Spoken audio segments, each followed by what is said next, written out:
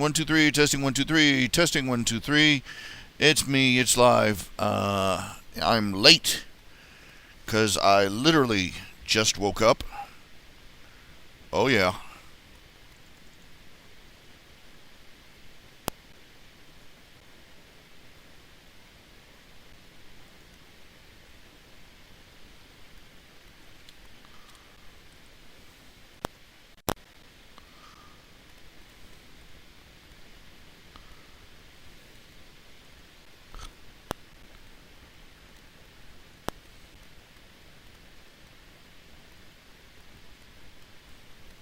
Hello, hello, hello. Don't know if you can hear me yet, because I'm still trying to get this started up, trying to boot it up, trying to get it rolling.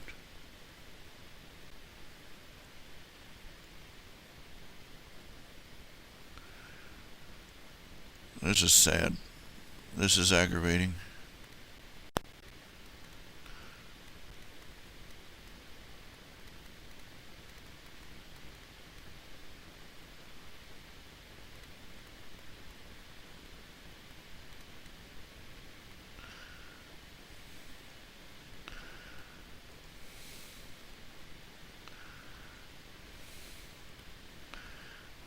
Great, the damn thing won't let me open up a new window.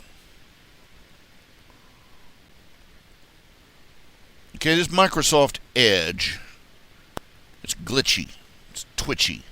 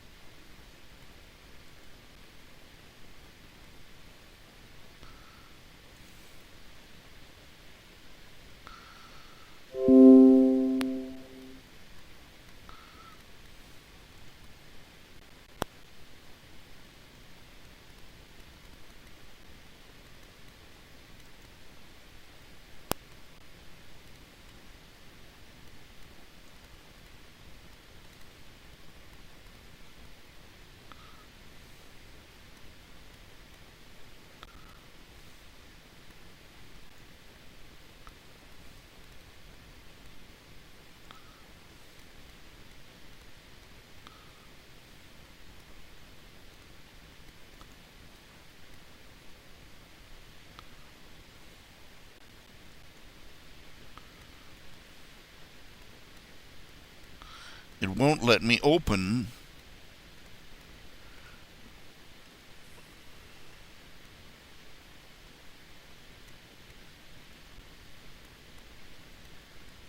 a new page.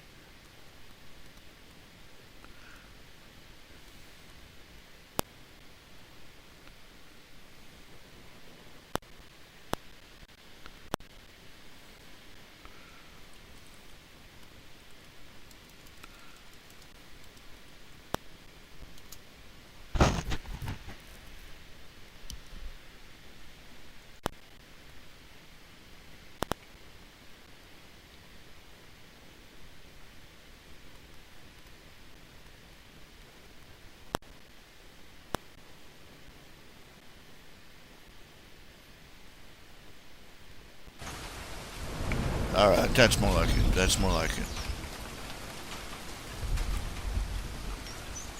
Okay, it's kludgy, it's glitchy, it's twitchy. It's not working properly. Might be because I have this huge thing open over here.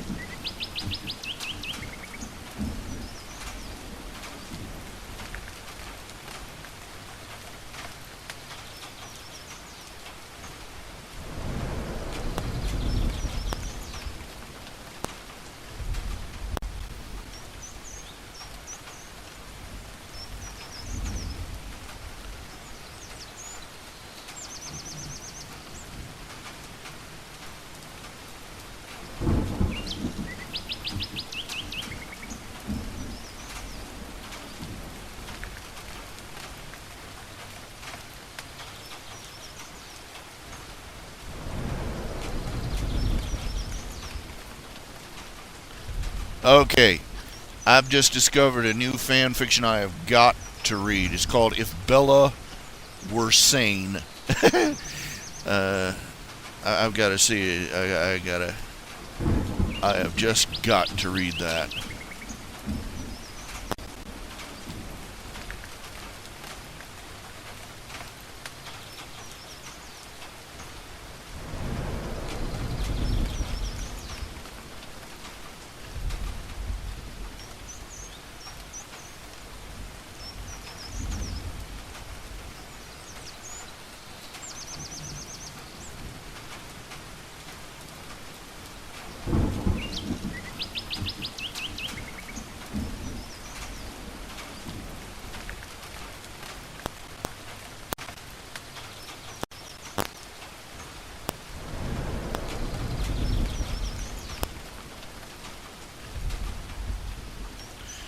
Okay, got a blog here is Less Wrong. It's called Less Wrong. It's supposedly objective, but is firmly atheist. Yep, that's objectivity for you.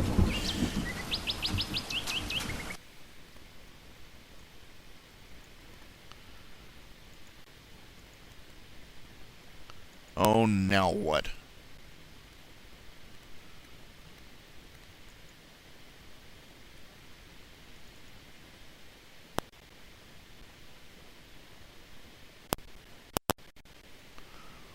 The damn thing crashed.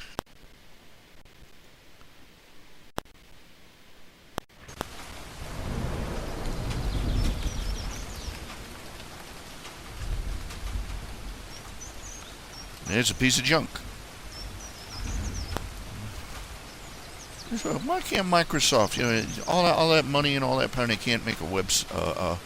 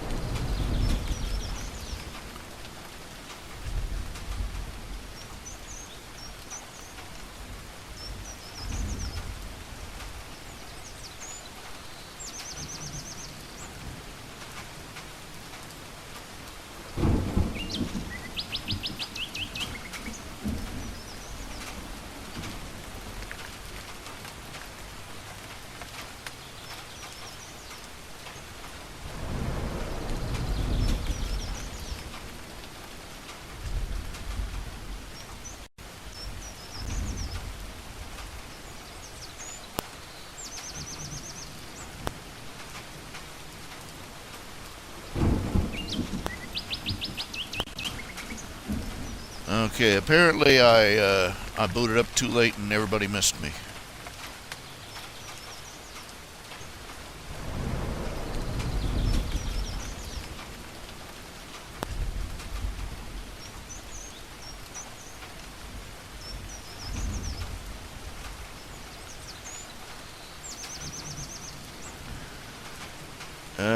I'll give it a few more minutes. Hopefully somebody will show up.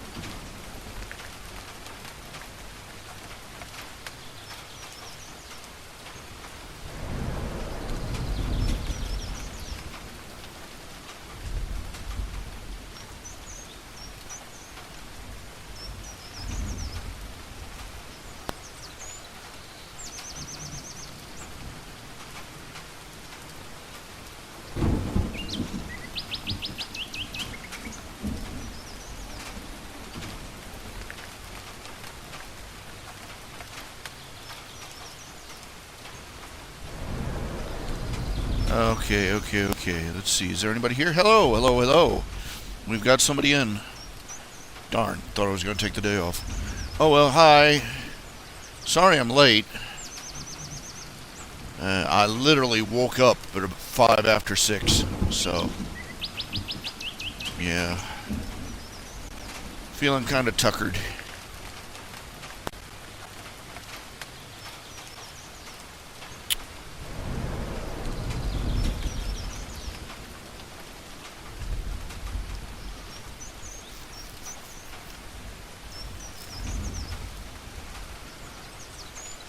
The darn scroller's broken again.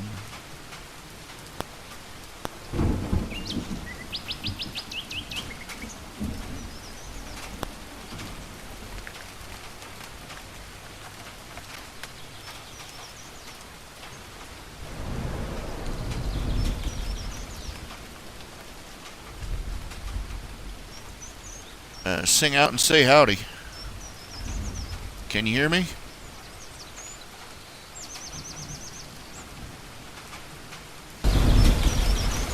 Whoa. I think I need to turn down that range just a little bit. Sing out and say howdy. Can you hear me?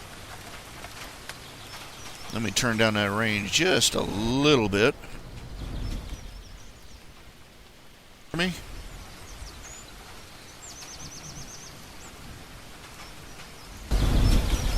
Ah. Whoa. I think I need to turn down that range just a little bit. Sing out and say howdy. Can you hear? Let me turn down that range just a little bit.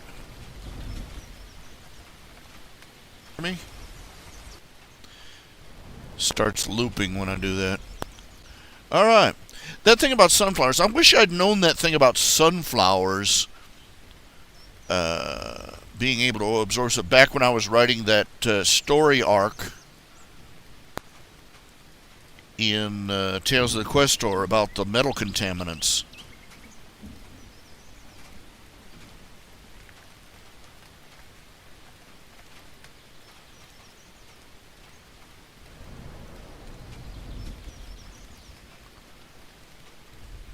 I'm getting a little flack about that, actually, that particular arc. Now, I've read sources all over the place. I've read sources that talk about aluminum poisoning, and I've read other sources that say it pretty much doesn't exist.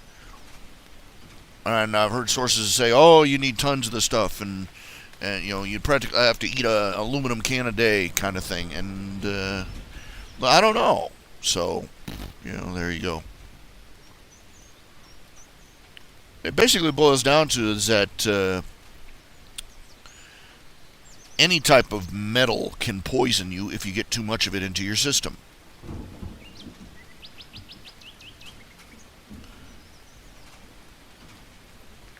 I don't know if it's feasible for enough aluminum to dissolve in water for it to be ingested in toxic levels.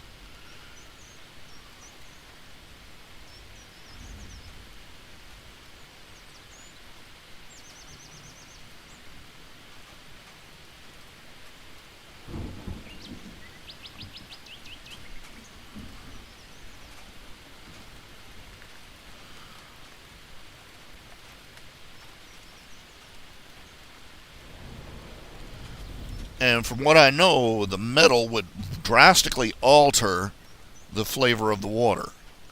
So, you know.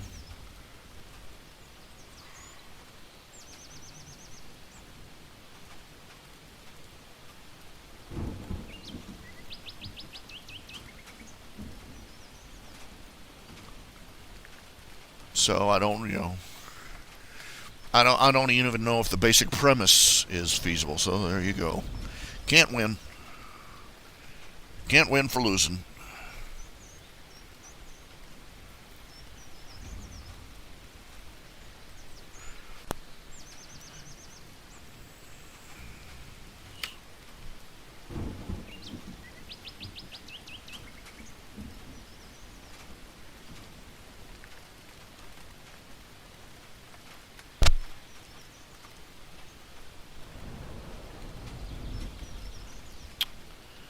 Hello, Final Legend Zero.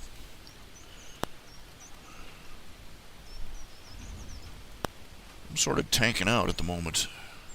Here, there's a good example. That's why people don't eat healthy anymore. This is what I've been saying.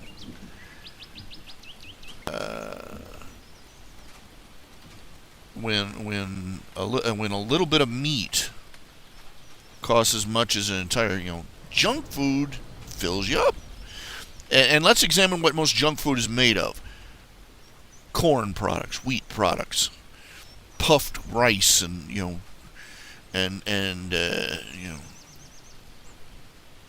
grains, crackers and chips. And you think a potato. A potato would be healthy. They took a potato and they fried it, and and they made chips out of it, but it's all starch.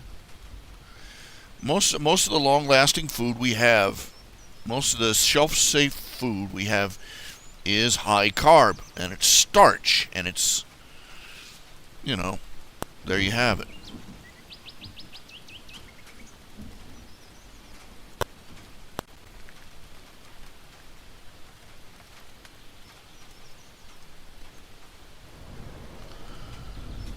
And we have a couple of people in. Not feeling good. Let me check. I gotta check my Gmail. What's this?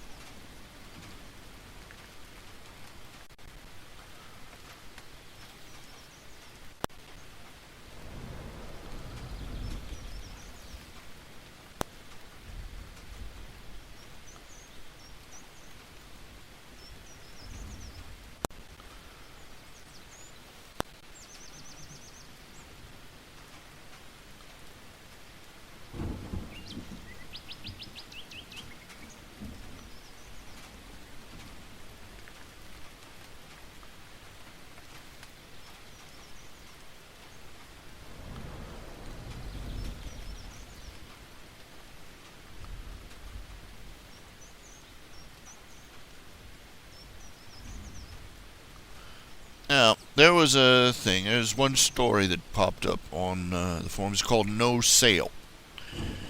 My Little Pony story is, the theme is that Rarity basically snapped.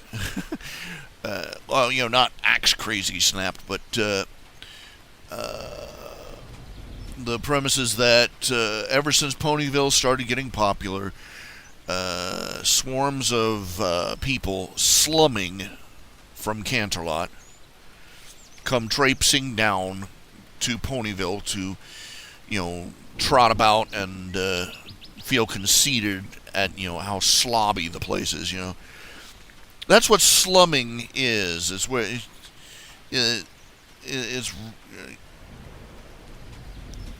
it's a sad statement that people actually do this.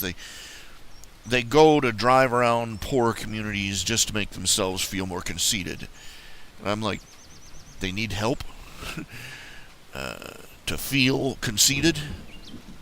But anyway, she's having to deal with this influx of quote-unquote customers. They come in, they look around,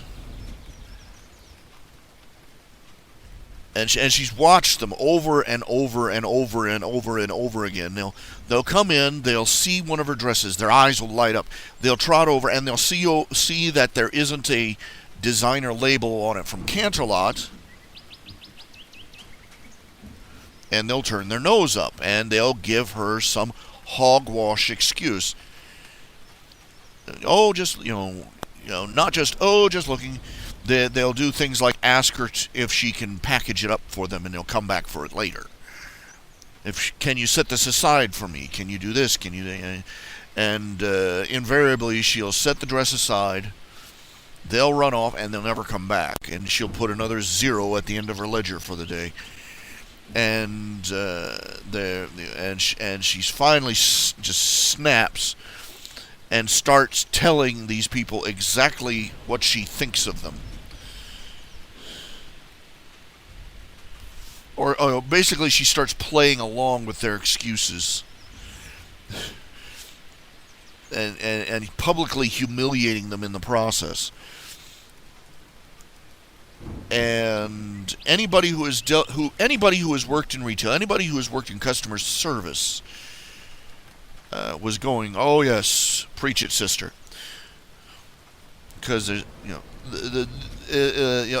the basic theme of the blog. The customer is not always right. The usual customers from hell. They come in, they manhandle stuff, they make a mess, they make life difficult for you, and then if they're really feeling good, they'll ask, "Can I see your manager?" And make pointless complaints about things you can't possibly change, and then they'll leave not having spent a dime. Now, people who think that because you're there as a store employee that like you were born to be their servant and to put up with their BS. And of course, the story ends with Rarity just almost shooting herself in the foot because she does this to the mother-in-law of a fashion magazine editor.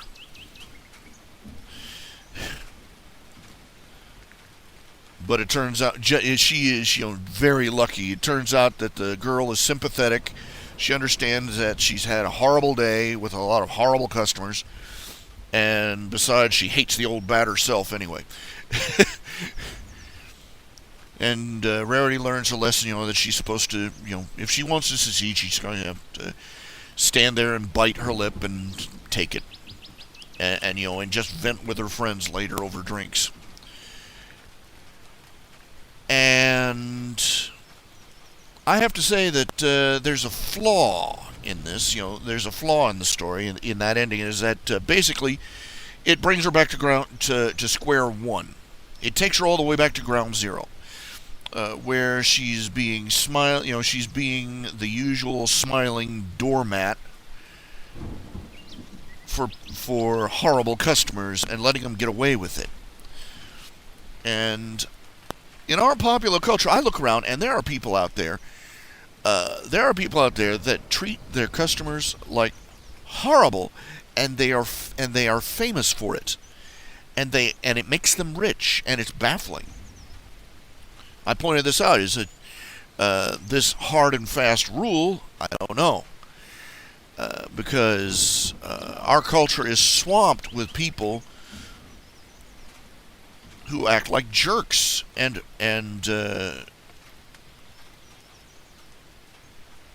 paid the big bucks for it. Simon Cowell, Chef Gordon Ramsay. And yes, I know he's really a nice person off stage, but what is he famous for on stage? And there are entire franchises of restaurants, high-end restaurants and boutiques and antique stores, anything above middle upper crust, where their entire reputation is built on horrible service, rude employees, and snobbery.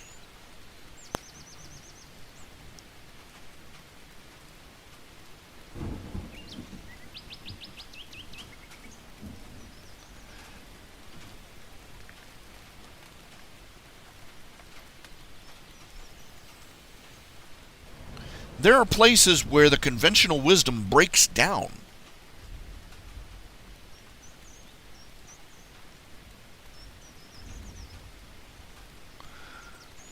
And it's very frustrating to those of us on the low end of the scale. Because on the low end of the scale, you're taught the customer is always right, always be subservient, always be smiling, always be pleasant. Never make the customer angry, never disagree with the customer, never do this. And you're sitting there and you're looking over. You're selling your bingo burgers and putting up with every ham beast on the planet. And horrible barely human being that comes through the door, and you look over and there's this little slip of a thing working behind the counter, getting a commission on $500 pairs of shoes or dresses, and she's an absolute bitch to her customers, and they eat it up with a spoon.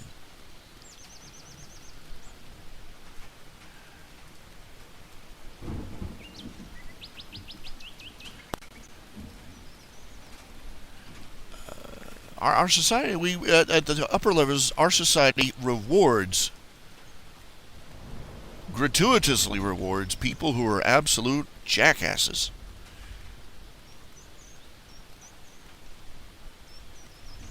Whether they are the customer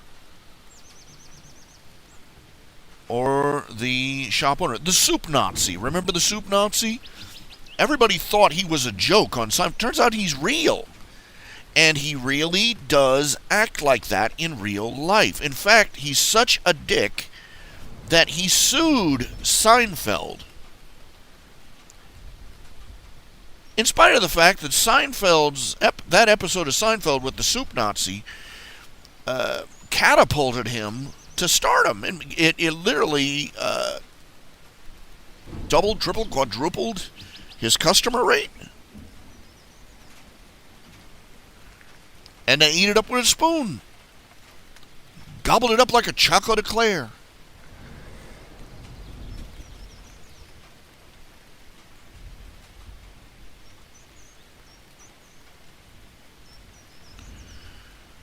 People have contradictory expectations. If you go into a hoity-toity high-end store, I think on some level people expect to be treated, with the up-tilted nose.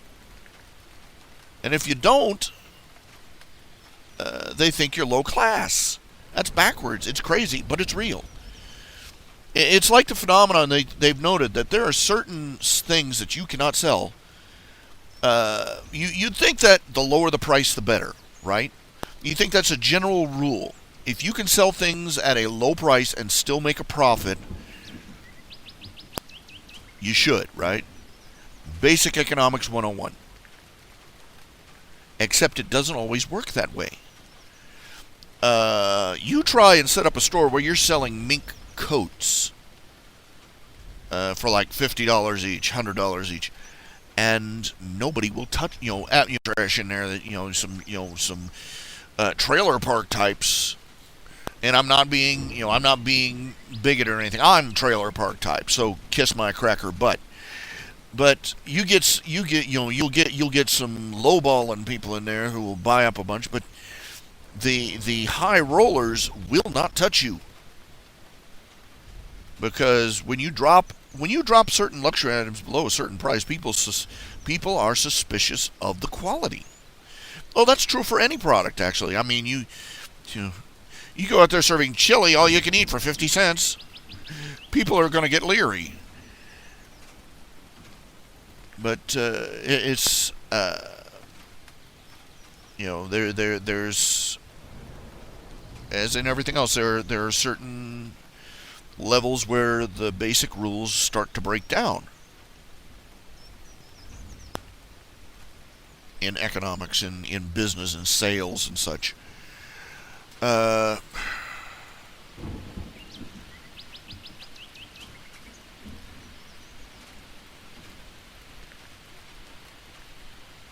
People push this always smiling and subservient routine on their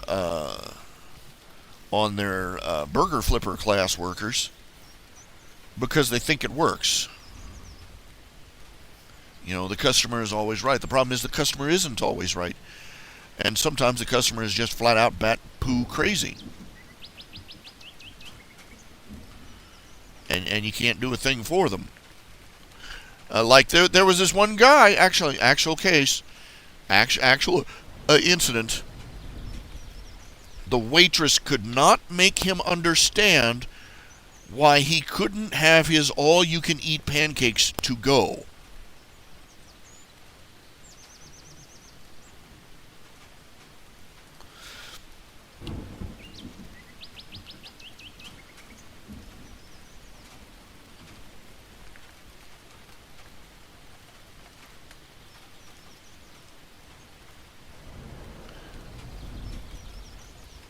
So much for the customer is always right.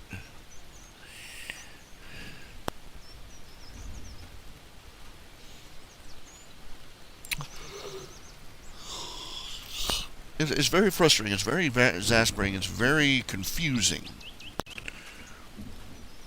Because, as I said, well, for instance, my father used to be a photographer. He discovered that if he dropped the prices of his picture combos below a certain level, people wouldn't touch them.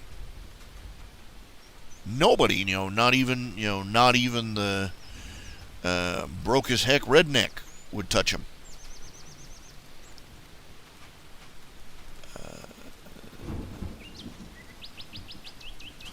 There is a certain cachet to be had in paying more than you have to for certain products, or for every product, because unless you are one of the truly desperate, price equal to some level on every product. Price equals quality, and the same can be said for politeness versus rudeness in the customer service and areas. After a certain level, the subservience of a employee helping you out just basically screams, this person is desperate. This product must be crap.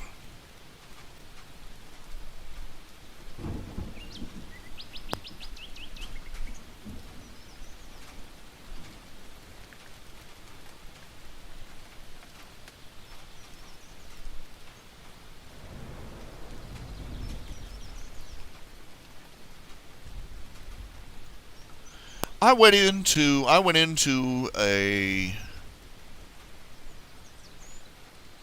Outback Steakhouse once in my life. I sat down and I looked over and here comes the instant I come through the door, here comes some 20-something, hale and hearty, all ivory white teeth kind of guy, and he's all over me like I just brought in a party of 200. And he just, hey, how you doing? Hey, we got this recipe here. We got this here. What can we do for you? And I table, and he takes me over. Oh, well, anything you need, anything at all. And he's just so peppy, and I'm like, I nearly picked up my fork and knife and I held him out on a crucifix. Get back, jeez. Freaked me out. It was too much.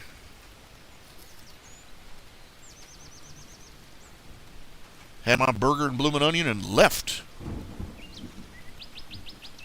Nope. Too much.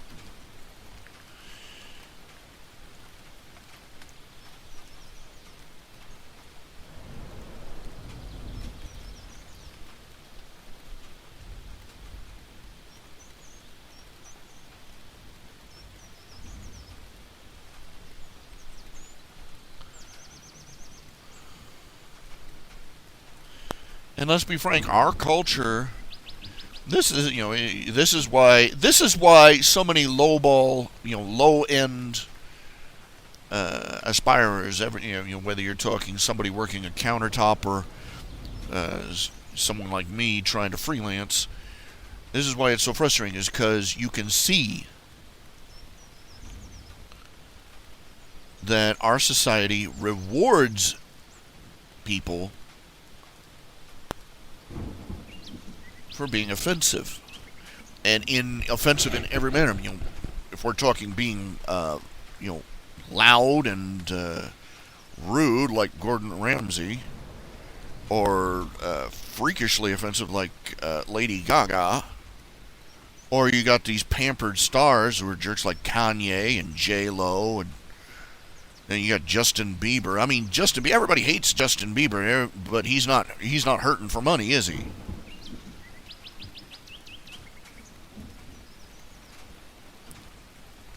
And you're over here trying to, you're over here being a good boy, trying to be nice, and smile at all the customers and everything, and you're just barely scraping by, and you're looking over this jerkwad with his pockets stuffed full of money, and you're thinking to yourself, what the hell am I doing wrong?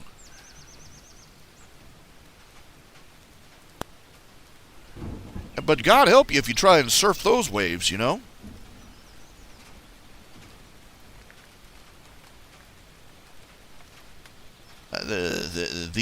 These celebrities and millionaires and Donald Trump types and Kanye West types, and they've learned to surf it. They know how to play the loud, obnoxious type and make it work for them.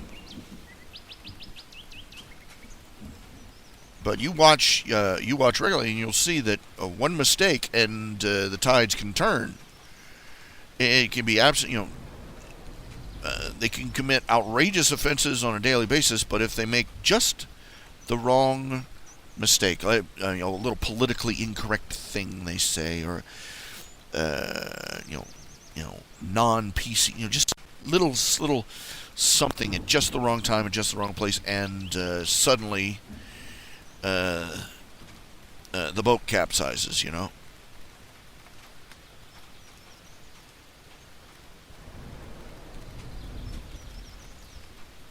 As long as our society runs on the belief, as long as our society runs on the impression that the obnoxious or even the sociopathic are the only ones who are going to succeed,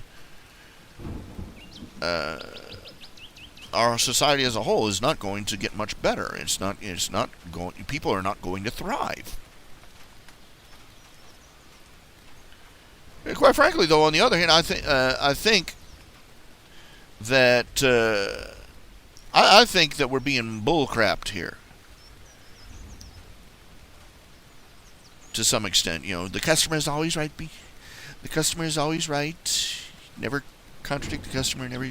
Never offend the customer. Never say anything that the customer might get angry at.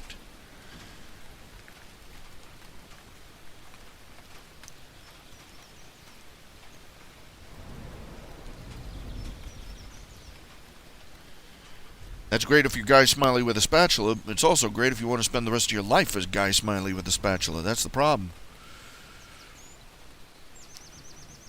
I remember seeing an episode of what's that Comedy Central pseudo news program, the weekly, the daily whatever, with whatever his face is, and they had a little circle of Hollywood actors sitting around talking about what happened to customer service.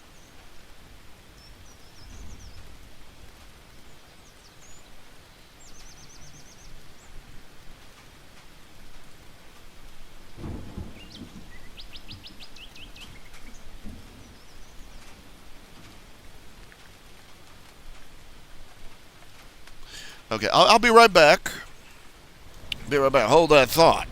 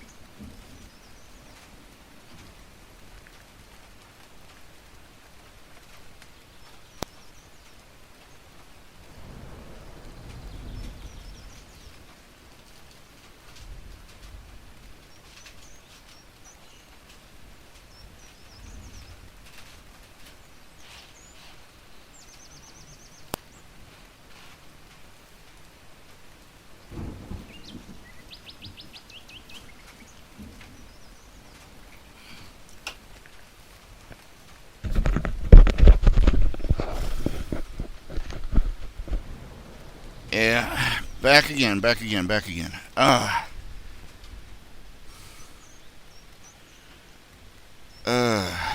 was saying, you got all these celebrities that are sitting in a circle talking, what happened to customer service? What happened to me? Well, let's see. First of all, you guys are a bunch of a-holes. I wouldn't bet on all steaming liberals, by the way. The whole group of them. Hardly surprising with a bunch of Hollywood elites. So I guarantee you they treat their customer service and their waitresses and the clerk waiting on it like furniture, if they're lucky. And like a whipping post if they're not.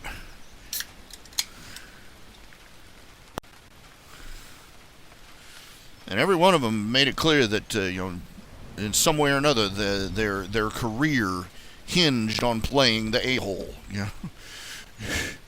being a complete jerk. So yeah, gee, I wonder what happened to customer service. Well, let's throw in the fact that when you're on the bottom rung of the ladder and the progressives are out there tap dancing on your fingers.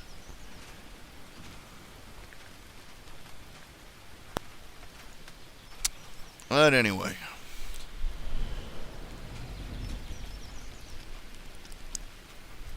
It's a matter of striking a balance. It always is. Between knowing when to take, when to not take somebody's crap.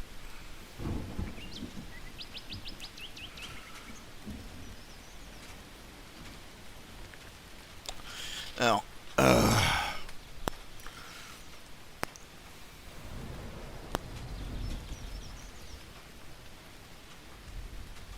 catch you later, Daniel.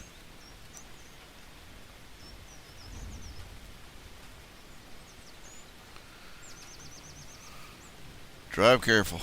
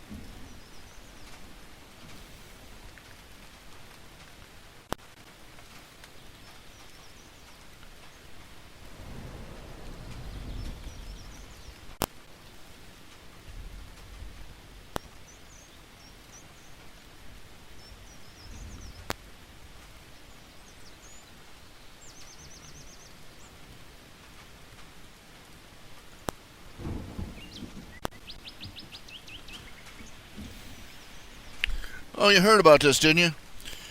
Turns out Volkswagen's clean-running cars aren't so clean-running. The system is so, the exhaust system, being all computerized and everything. It was literally wired. It was literally designed to burn in. If it detected, it turned out that if it detected that the air quality index was being checked on it, it could detect when it was being smog checked, and it would shift to a high efficiency burning cycle so that it would pass the test.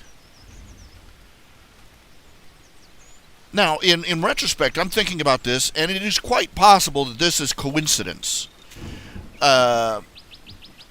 because I would figure that the same environmental conditions, if I figure that the same environmental conditions that would register on those sensors as a smog test, I figure a smog test and a high pollution index would register the same way.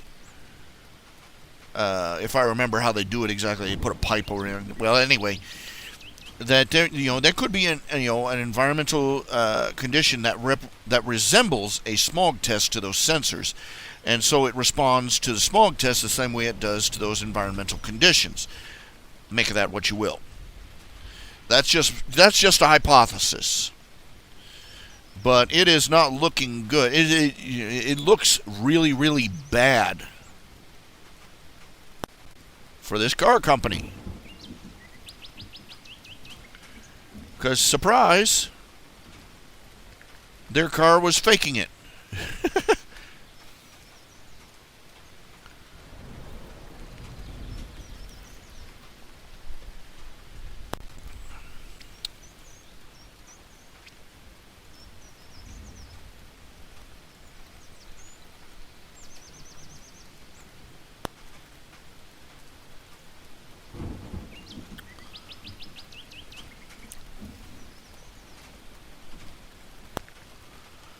From a Manger studio.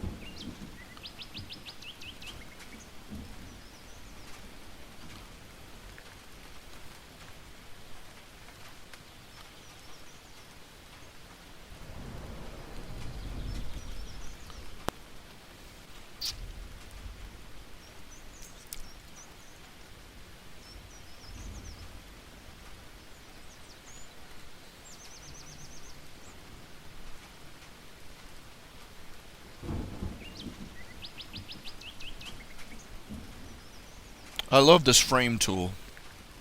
I really do. Let me switch over here so you can see what I'm doing.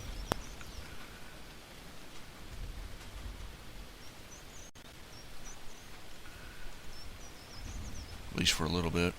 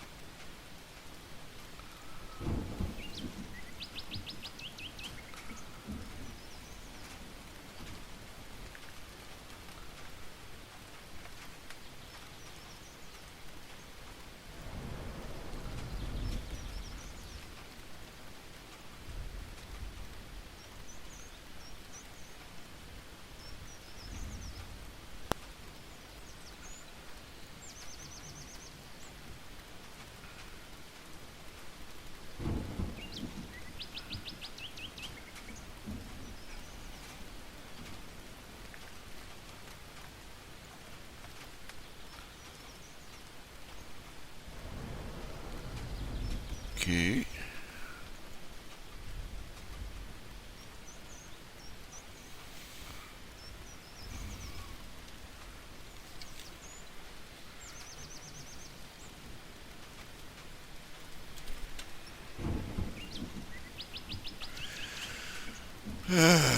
Makes my life a lot easier being able to do that.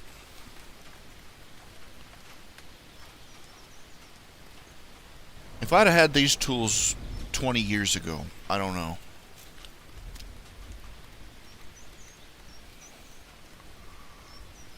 If I'd have had these tools 20 years ago, it would be a whole different world for me. Uh-oh.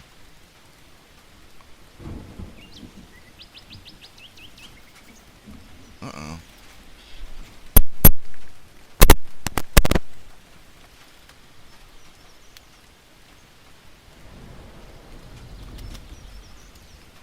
My tablet isn't working. I got the wrong... Did I get the wrong stylus?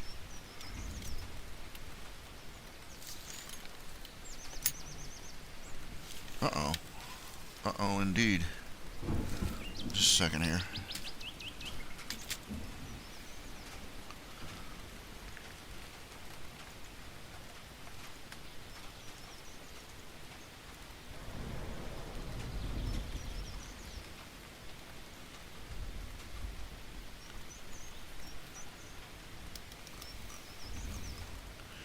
Tablet's not registering.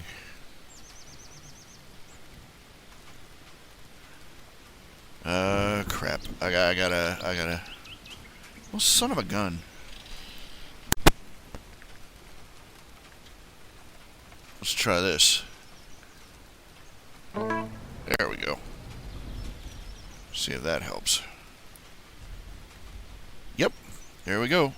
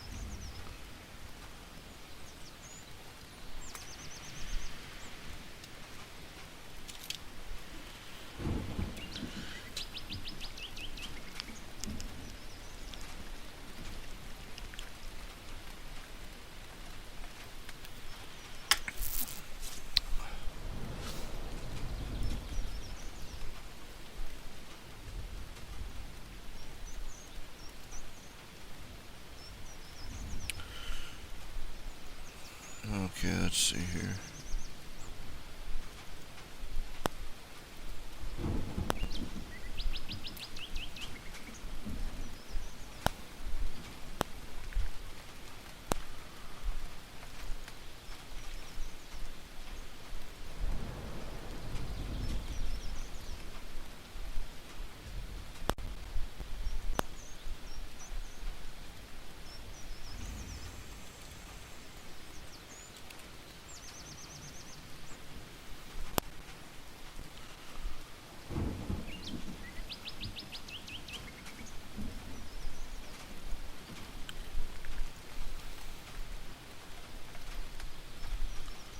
What am I looking for? Ah, here we go. That looks tasty. Nutella and vanilla ice cream. That is yummy. Yummy, yummy, yummy. I could stand some of that. I also like, have you ever tried black raspberry and chocolate chip ice cream? Raspberry and chocolate chip. Oh, that is so good. First time I ever tried it was actually frozen yogurt, but raspberry and chocolate chip. I thought I was being cosmopolitan. I had moved fairly recently to South Charleston, West Virginia, and I was downtown in Charleston, West Virginia, and came across one of these little ice cream cafe places. Now you have to understand something about the capital of West Virginia could fit in the corner of any other city and rattle. It is tiny. Most other states would call it a middle-sized city. I remember the first time I got an invite out to a convention on the West Coast, and they even paid for my plane ticket. It was very generous, and I flew out there. And I remember flying in over Chicago and seeing nothing but city as far as the horizon. And it like to blew my mind.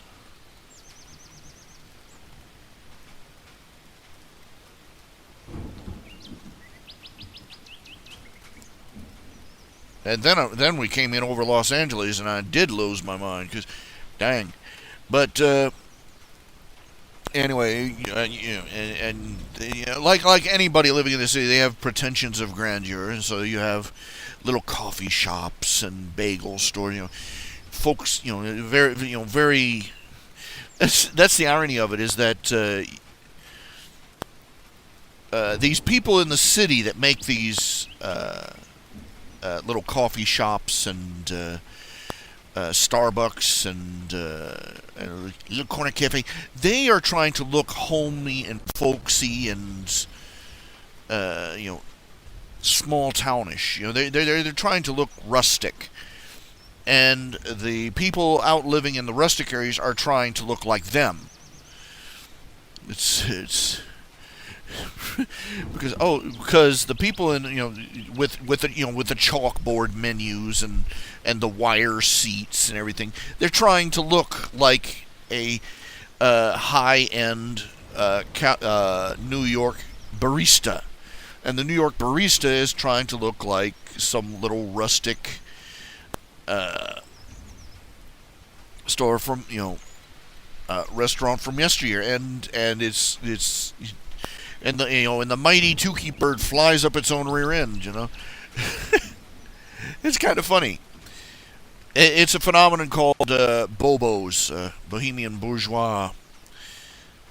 We'll talk about that in a minute. But anyway, I went in there and they had frozen yogurt, and I was trying to be bohemian. I was trying to be cosmopolitan in Charleston, West Virginia. And I go into this place. I've never gone into one of these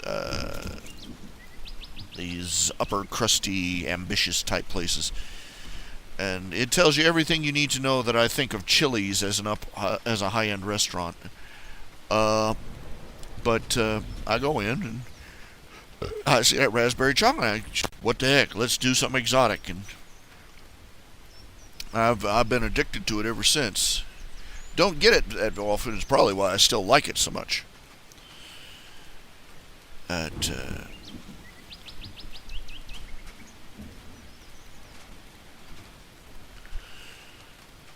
Oh my.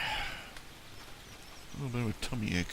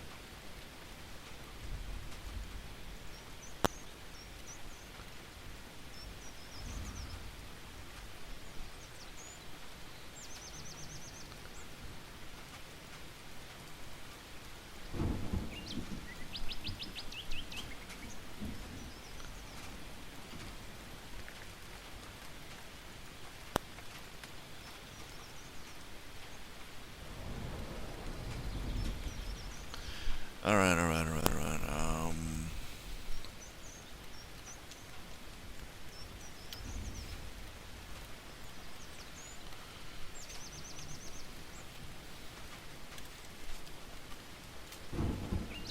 We've sold ourselves to the devil. You know that?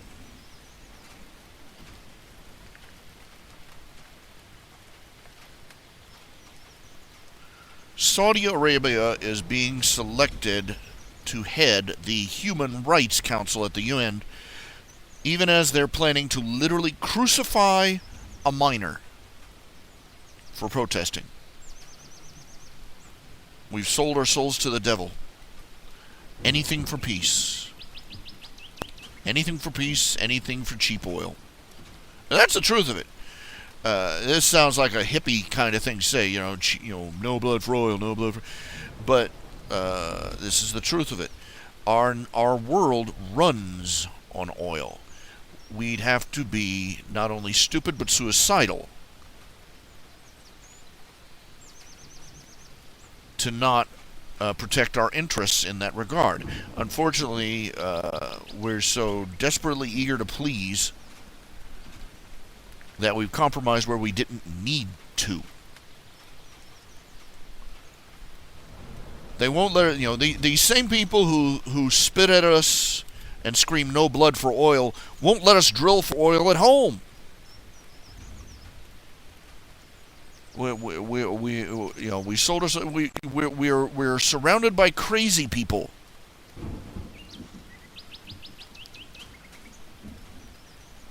who will neither let us shit nor get off the pot.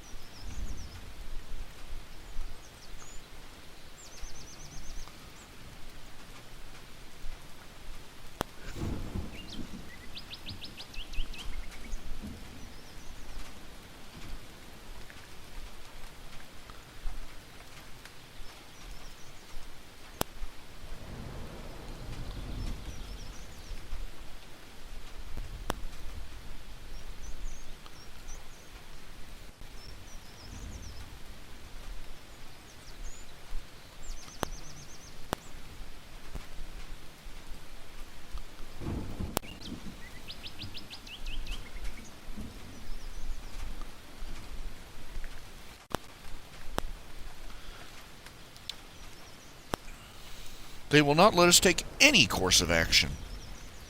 And then they scream because of the results of not doing anything. What can you do with these people?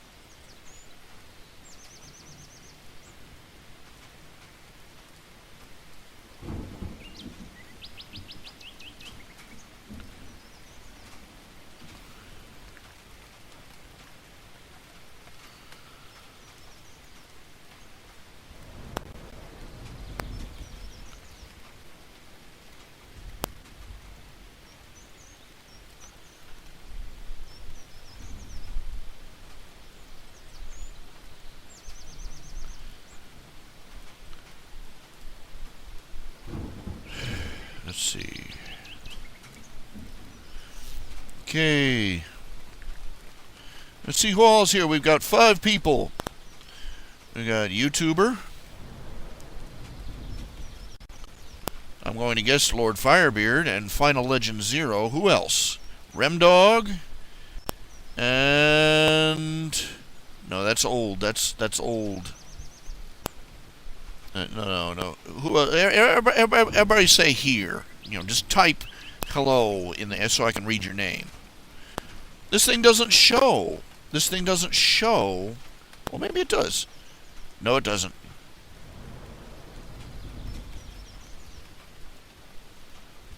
See, community settings. No, I don't want to go there.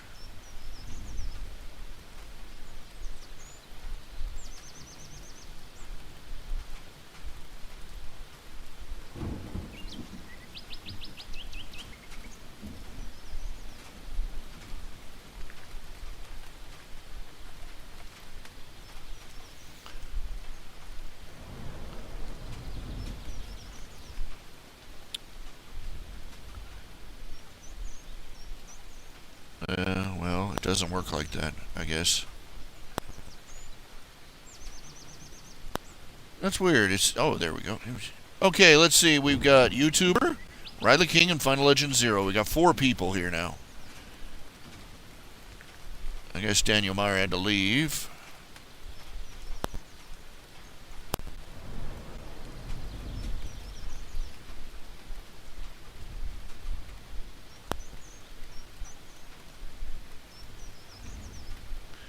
I like this. Gun control and censorship are the political equivalent of binding and gagging prospective victims before raping or murdering them. That is. What do we do? What do we do, you know?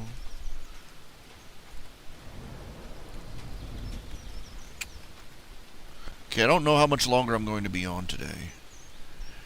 And I'm probably not going to be on tomorrow because I got to run.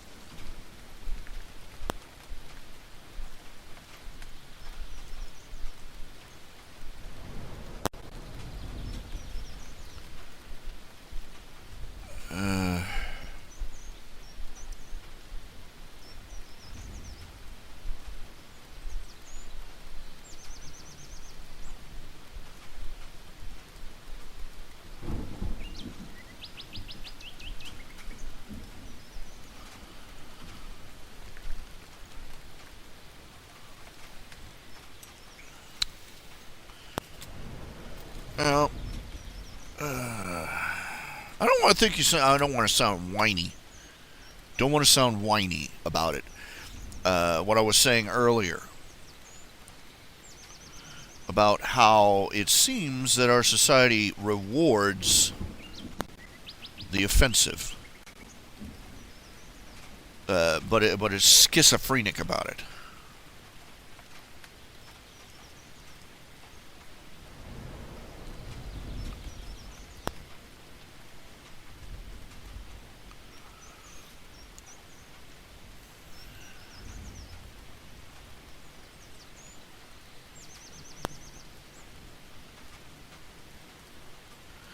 It really is.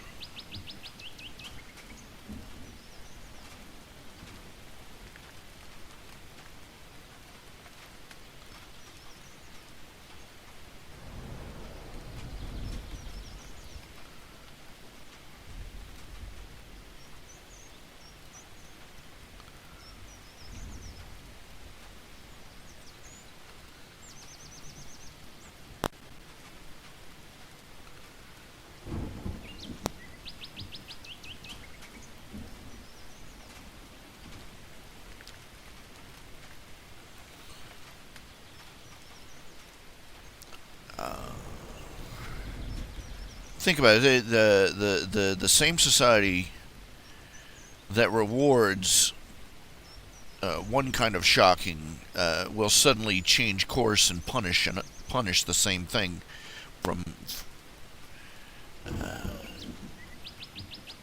It's like trying to make breakfast for a 3-year-old.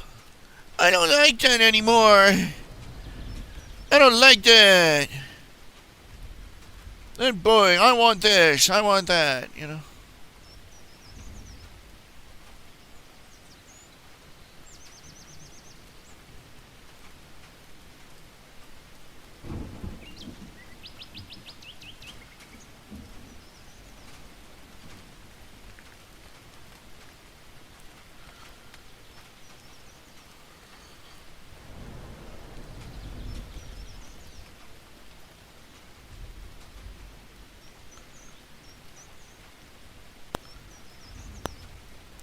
And every day if you let the kid every day it's a new thing that they want.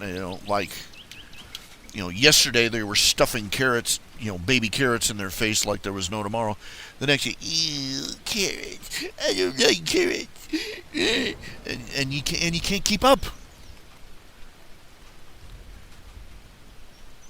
And no, I don't know this from experience. I just have a functioning pair of eyes. I've seen parents go through this over and over again.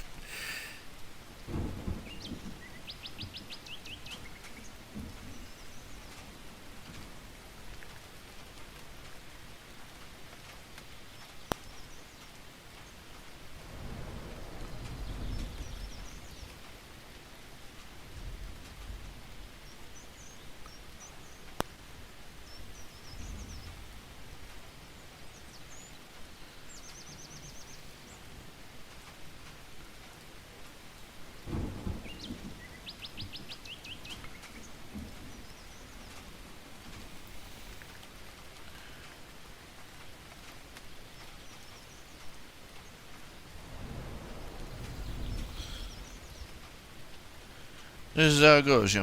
We're the public. This is what it's like trying to please the public. Is you're sitting there. Imagine talking to somebody and they go, "Okay, we have stuff we want you to do, but we're not going to tell you what it is.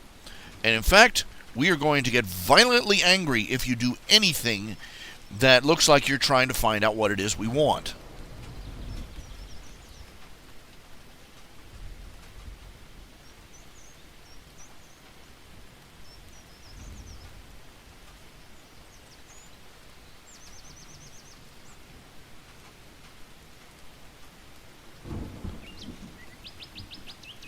But still, we're going to get angry anyway because you don't give us what we ask for. Even though we never tell you what it is we want. That's what it's like. In a nutshell. In a nutshell.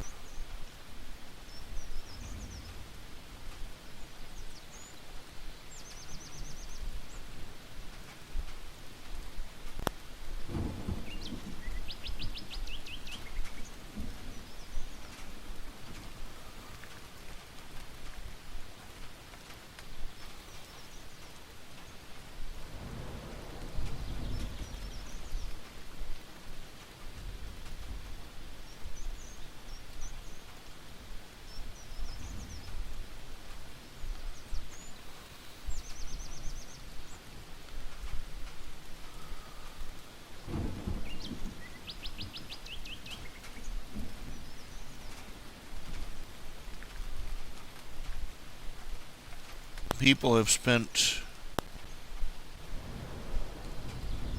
fortunes, blown away millions, billions of dollars trying to figure out what it is that the public wants. They've spent billions more trying to influence it with ads and so on and so forth. But despite all the, in contrary to all the protests and outrage by people who say they're trying to manipulate us, the influence of these ads on actual buying is questionable at best. It really boils down to all the slogans and the ads and the theme songs and the flashy commercials and billboards and everything. The only thing that, from what I've seen, the only thing that really seems to matter is name recognition. And I've seen it influencing myself when I go purchase stuff. Okay? When I go to the store, I tend to look for things that are name brand, either that I'm either familiar with or that are name brands. Things that I've either personally used or that are well known, like dish detergent, laundry detergent. You give me a choice between a box of Tide and a box of Los Sopos Hermanos from Bolivia. Guess which one I'm picking?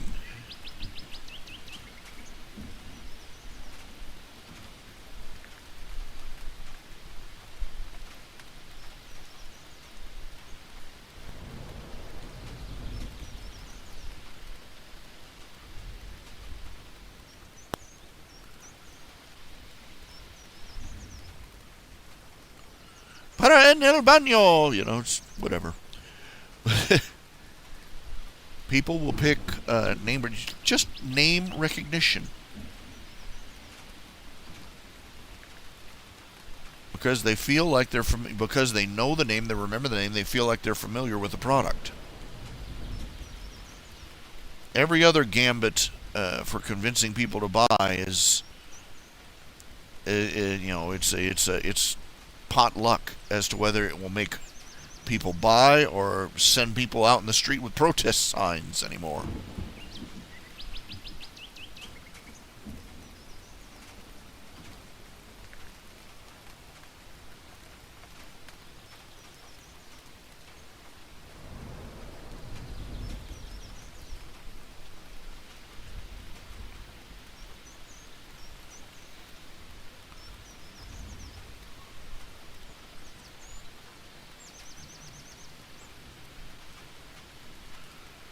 We're wired to go with the things we're familiar with.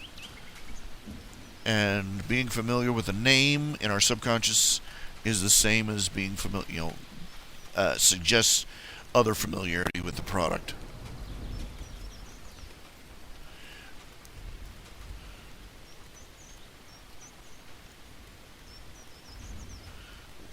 Children do this. You've seen children, You offer them a new food or a new anything, and they go, "Oh, what is that? What is that? I don't trust it. What is it?" They want their old peanut butter sandwich. They don't want whatever the heck you're doing to the bread there. There's crunchy nuts in peanut butter. Ooh, get away.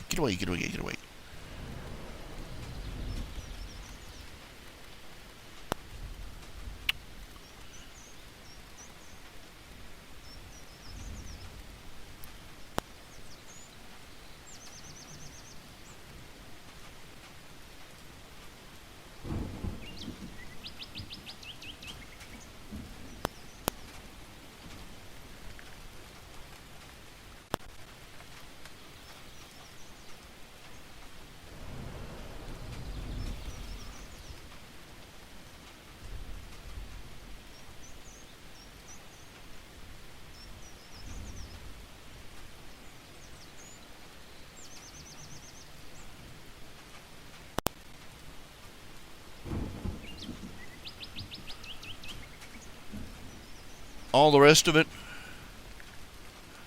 all the ads and jingles and everything, they have a negligible effect. I mean, Budweiser, the Budweiser frog, everybody knows the Budweiser frog, but as far as they can tell, the Budweiser frog ad campaign had absolutely no influence on people's buying habits at all, except for buying Budweiser t-shirts with the frog on them. And then they switched to that Harry the Lizard thing. It's sad when... What does that say about our society when commercials have spin-off series? Oh, yeah.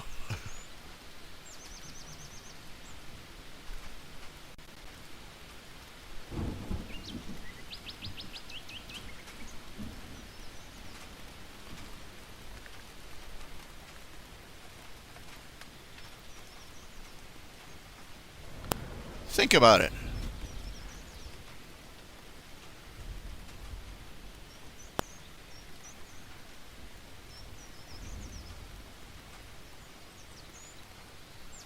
There are people who watch the Super Bowl just for the commercials now.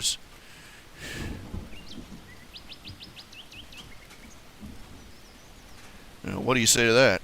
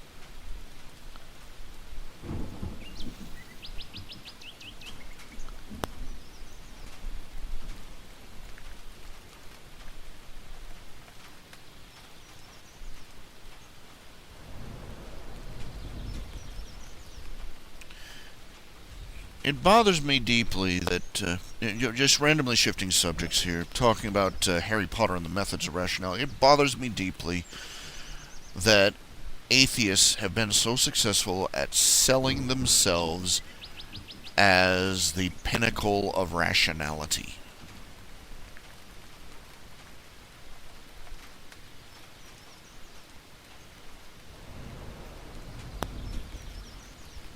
They imagine themselves superior to other human beings for the most puerile of reasons.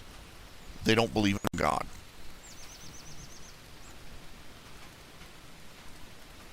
Which functionally means that they believe that the universe around them, which reveals itself with infinitely more, with infinite complexity, the more we examine it.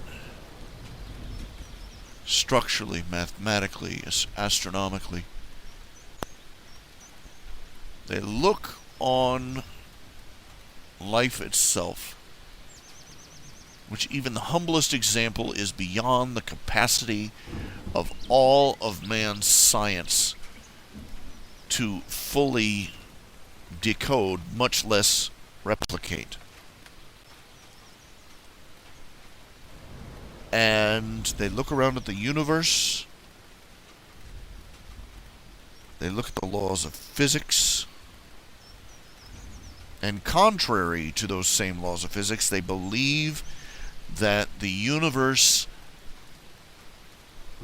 assembled itself by accident, out of nothing, ex nihilo.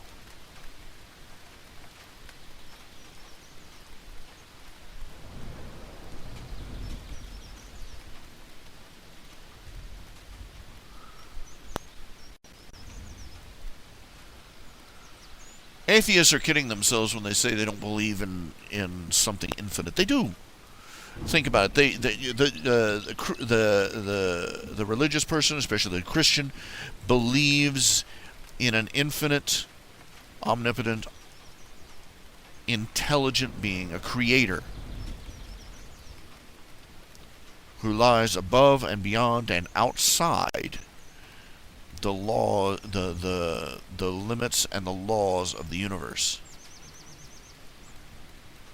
And yet, who has taken interest in the universe because it is his creation, his project.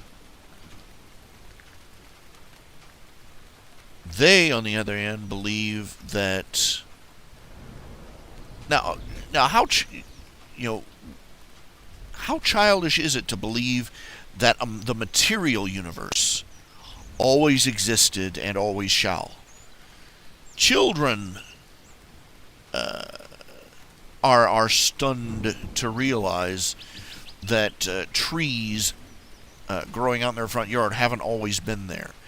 That buildings they live in are constructed and someday crumble down to the ground.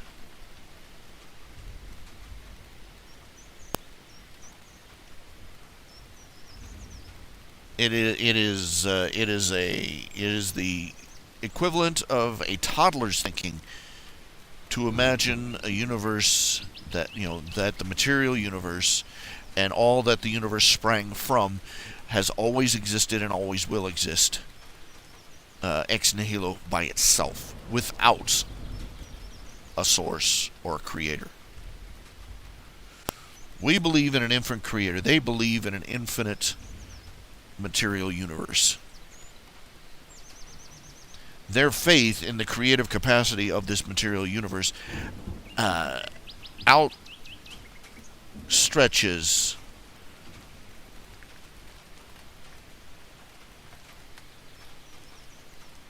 Christianity by leaps and bounds.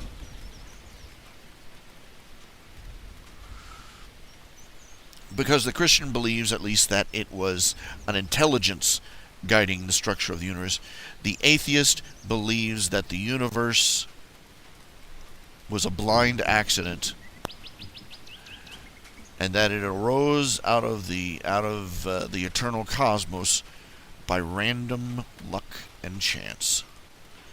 Forces that could not assemble a wooden clock, much less a single living cell or a solar system.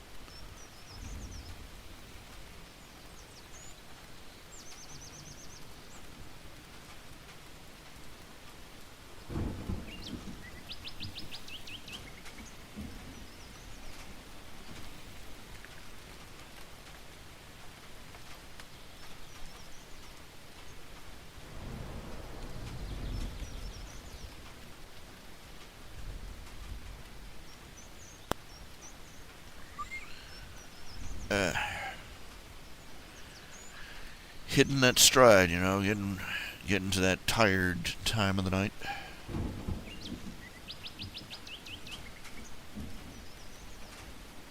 That's blind faith too, Adrian. Is what the universe is predisposed to do. We know what the universe is predisposed to do. They're called the first three laws of thermodynamics. Order breaks down into disorder. That is the observed tendency of the universe. Believing that the universe runs backwards when you're not looking, that requires more faith than all the religions on earth combined.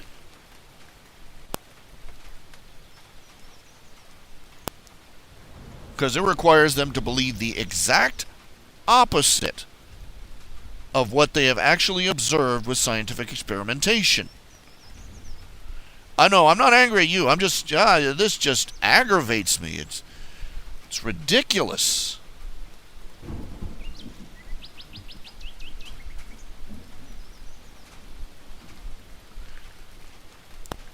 They've drunk the Kool-Aid and they don't even know that they're bombed out of their gourds on it.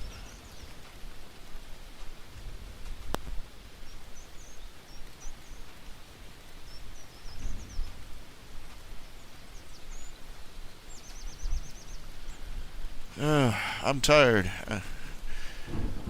Like I was saying, I'm not going to be in tomorrow. I'm not going to be doing a show tomorrow because I gotta run around town. Got to get something notarized and mailed out.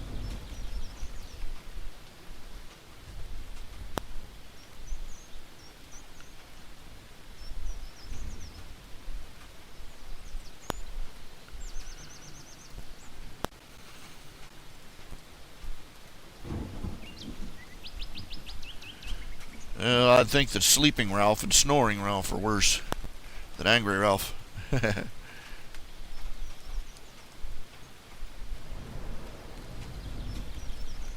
I need more stuff to put on that scroll. Let's see here. Let's do a little. I'm going to look around for a few things to post on that roll here.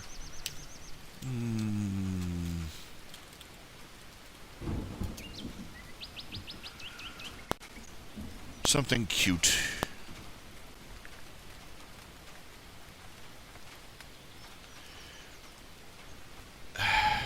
I'm about to lose my mind over these Equestria Girls spin-offs they're doing.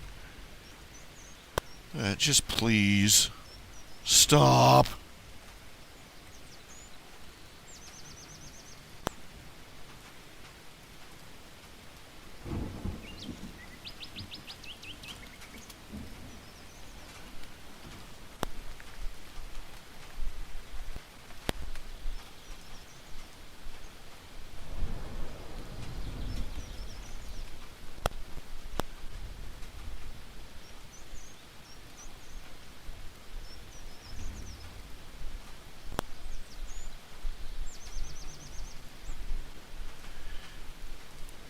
And this new one, apparently, Twilight Sparkle flips out and turns into her evil alternate version. Oh, come on.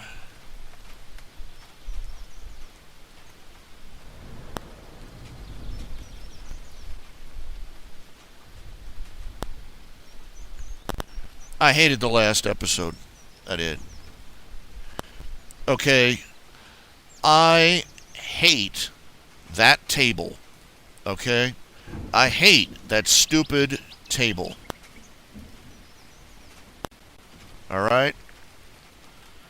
Yet another episode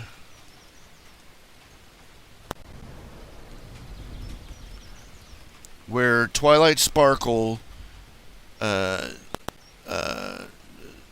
sublimates her own intelligence. She kowtows to the almighty god IKEA. Oh, well, the table says these two people should go to Manhattan. Oh, well, I guess I can't go. Go along, fool. Nobody says you can't go.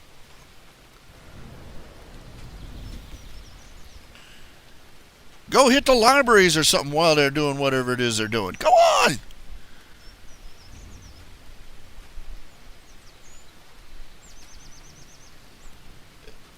I hate that. I hate it. Because it's a massive step backwards for the character.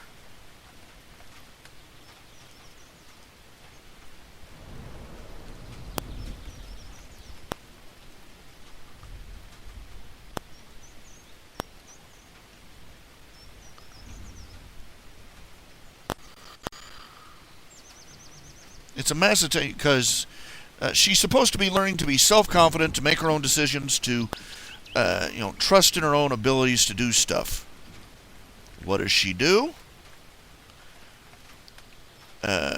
She acquiesces to the decisions of a table. It drives me crazy.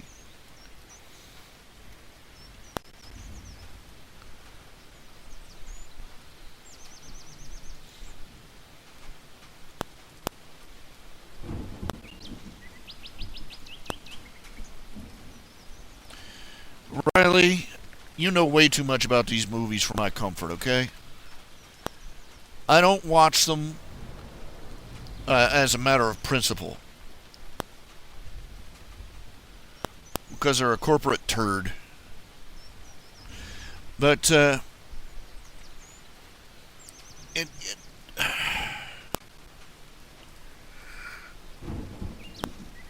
okay, lesson number one. You do not send, when you have a mission critical objective, you do not send the absolute minimum necessary.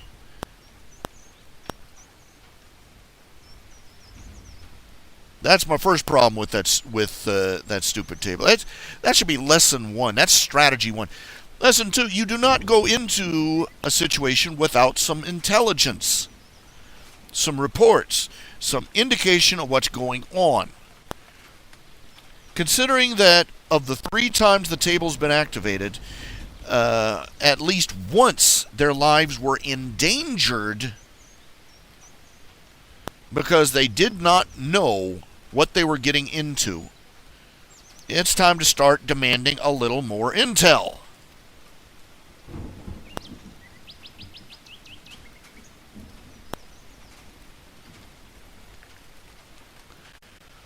Yeah, screw the table. Don't be taking lessons from something that thinks if you can't tell where it keeps its brain. All right?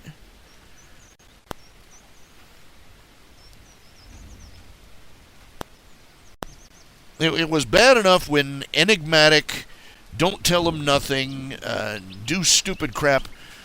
Celestia was sending them off on missions half-assed. Now they've got furniture doing it. They could at least ask Celestia if she'd done lost her mind.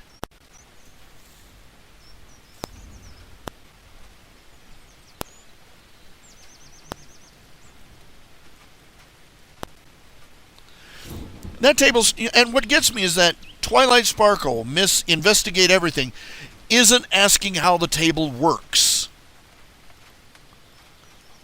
or why it works, or what its objectives are, or how, where are the controls on this thing? Do we have a zoom on this thing?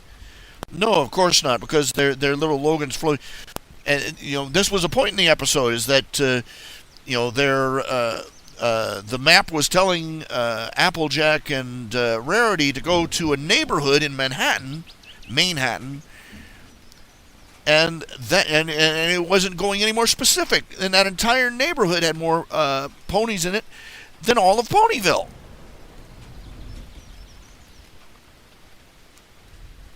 Go in, wander around blindly, you'll figure it out.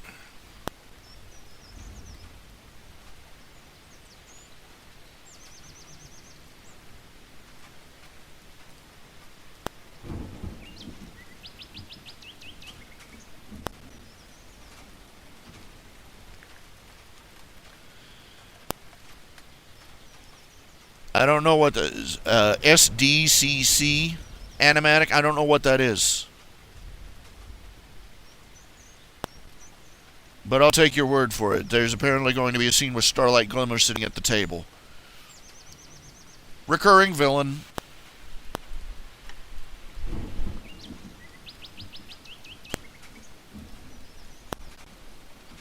It's stupid to blindly do what a person tells you to do. When you're blindly doing what an automated system tells you to do, that's beyond stupid.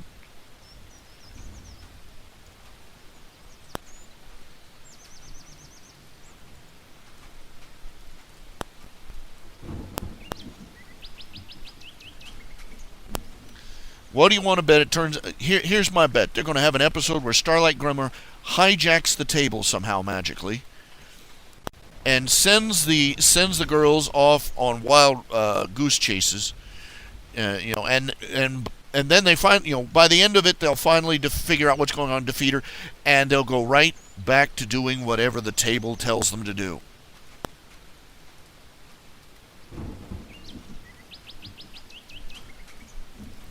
That's my cynical that's my that's my wager on what they're going to do. The writers are going to have happen.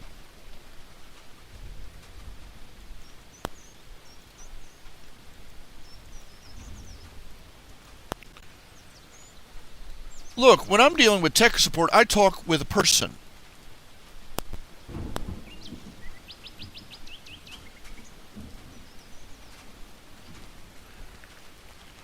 And basically, it's tech support is one person talking to another person about dealing with a damn machine that doesn't do what you tell it to do.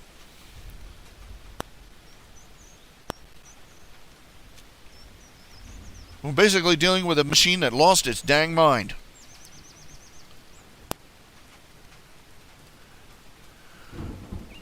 You got people out there. You've had to deal with this. These people out there that say, "Well, the computer says this."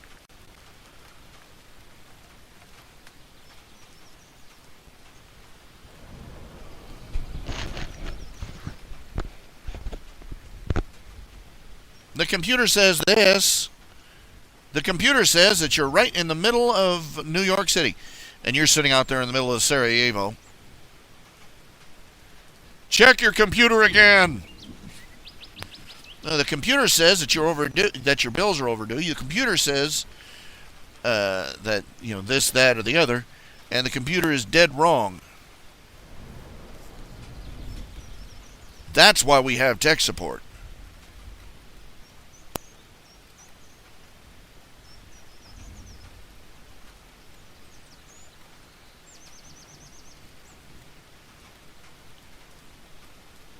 I mean, this is the second time that Twilight wanted to go along, didn't go along because the table didn't forbid her to go.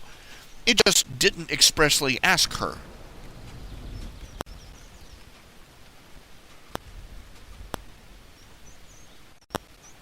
I'm sitting here going, "Oh, geez."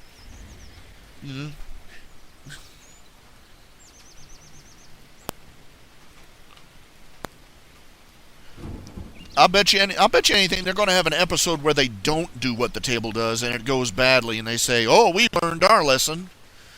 Never question the almighty IKEA." Yeah.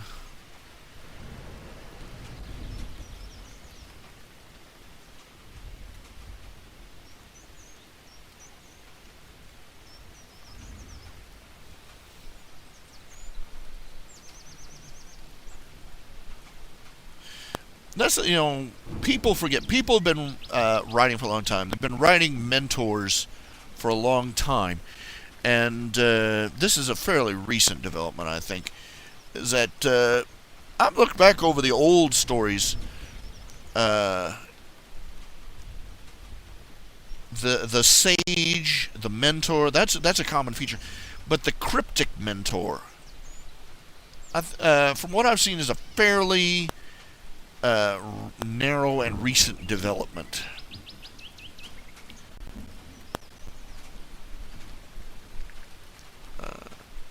Just this is one of the things that I lampshaded in the element in the Great Alicorn Hunt is Celestia. At one point, Celestia and Daring Do are trying to figure out how to open the box that the tree has produced. And Daring Do goes, "Well, this is obviously some sort of test of character or something for the main thing. Why are you wanting me to open this up anyway?" And she says, and Celestia says, "I realize, I some very important relationships, very dear to me, because I wanted to play Cryptic Mentor. And I realized just how much of a jerk you have to be to play the Cryptic Mentor." And I have decided that I don't like being on the receiving end of cryptic mentor tendencies either. If we're not worthy of whatever's inside that box and we get it open, well, we'll just have to beg forgiveness and go on our way.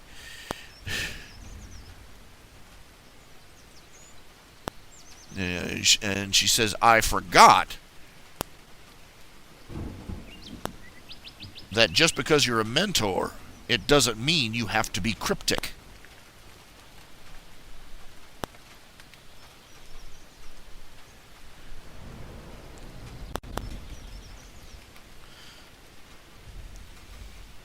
Adrian, the solution to cryptic mentors is the same as the solution to cryptography.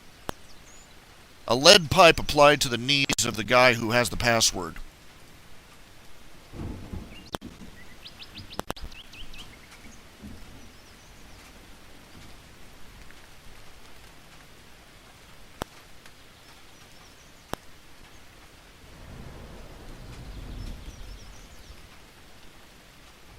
As Celestia's guards now round up anybody who's making prophecies and takes them to a badly lit room and informs them that we have ways of making you speak coherently.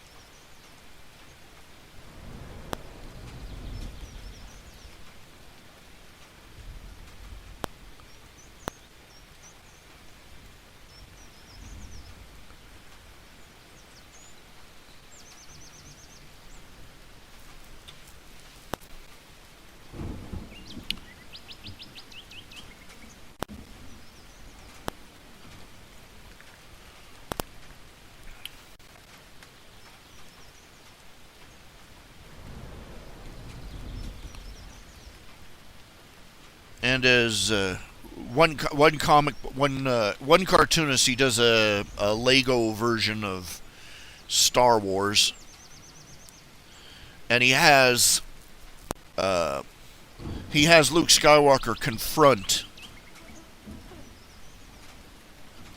Obi-Wan about lying to him about his father. And he says, he says, oh, so from a different point of view is Jedi for I lied my ass off.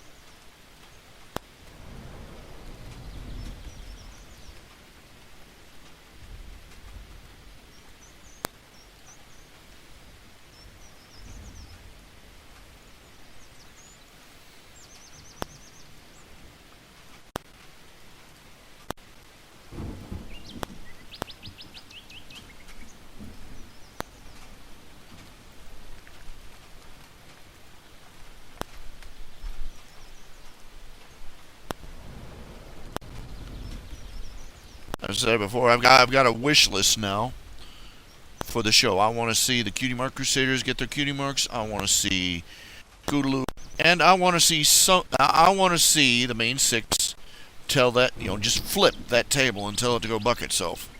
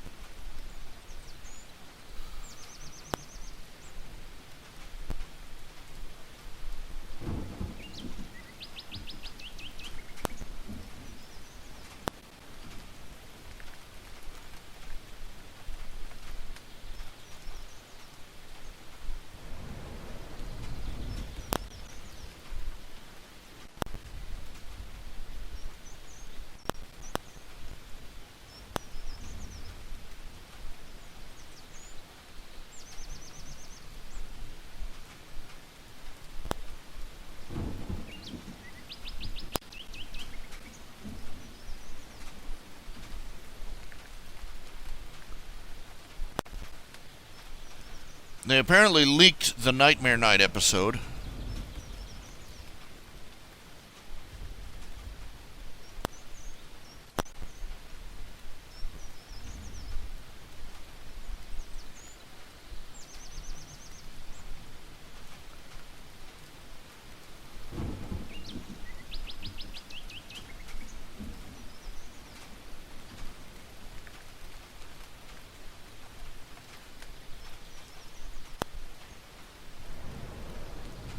Looks like it's going to be a good one.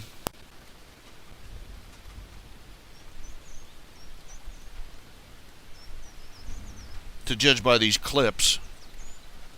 They got a bunch of animated GIFs I'm looking through.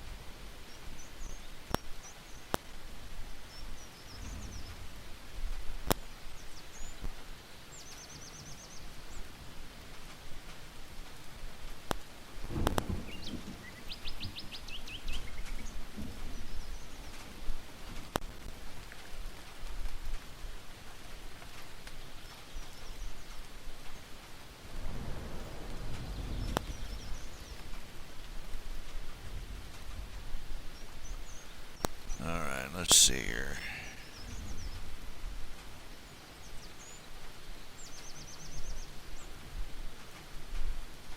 Alright, oh my. I'm getting seriously hungry. I didn't fix dinner yet.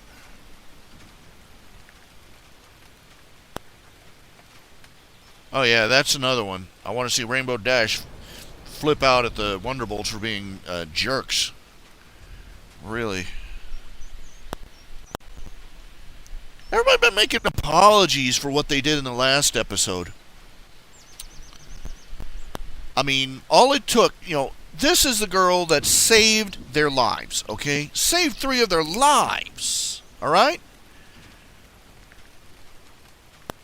And what's worse, Soren in particular owes her because she had his back at Rainbow Falls. And what do they do? All it takes is, she's been there for them. She's been loyal. She's been devoted. She's been disciplined. She's, and all it took was somebody making the suggestion that she, not even evidence, just a suggestion that she was responsible for Spitfire leaving. And the whole group turned on her.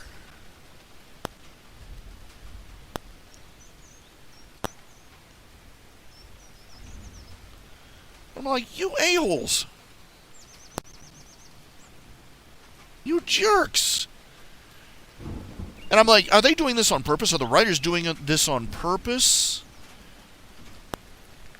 Are they building up to where Rainbow Dash says, forget it, you guys aren't worth hanging out with? Or are they just oblivious to it? Are none of them speaking to each other? Are they not watching previous episodes and go, we made these guys into some real douchebags over the past few years? No, are they not noticing?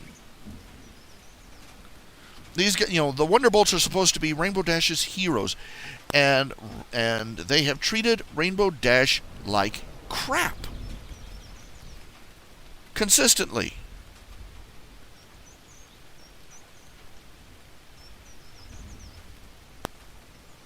Yeah, I wouldn't mind Spike getting a little fix-up time, too.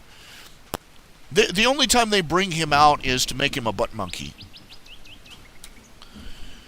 That's what got me about Spike at your service. Spike. Okay, Spike has been taking care of Twilight Sparkle just about his entire life. He's been her assistant his entire life. He's a librarian. He cooks her food, cleans her house. He plays. He's got skills out the wing wong here. But the instant he tries to do the exact same stuff for Applejack for Spike at your service, he turns into a moron. Can't bake a pie, can't sweep a floor, can't do nothing. I'm like, and what really made me want to die, was when he saves her from a giant timberwolf. He's a fire-breathing dragon, and he saves his friend from a giant wooden monster by choking it with a rock.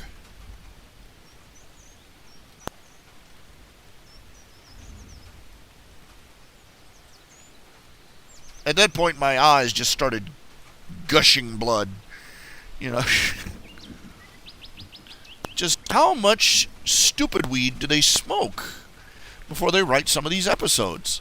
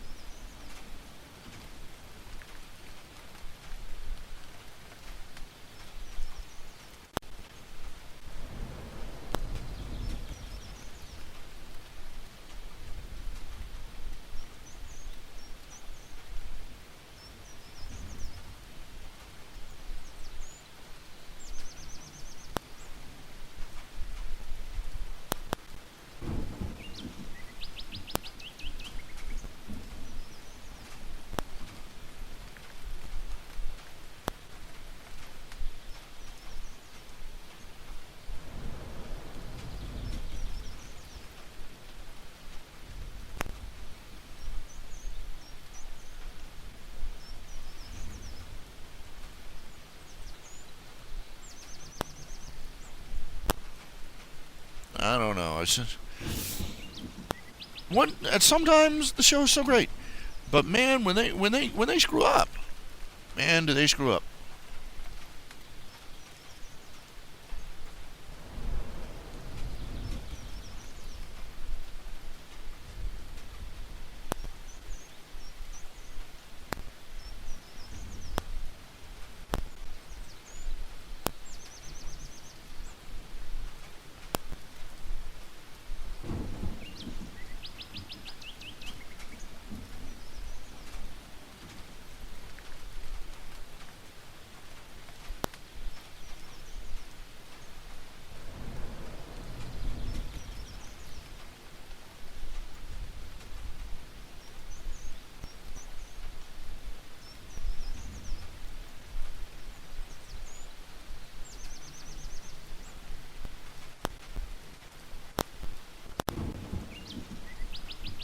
Man, I'm gonna have to stop and fix some dinner soon.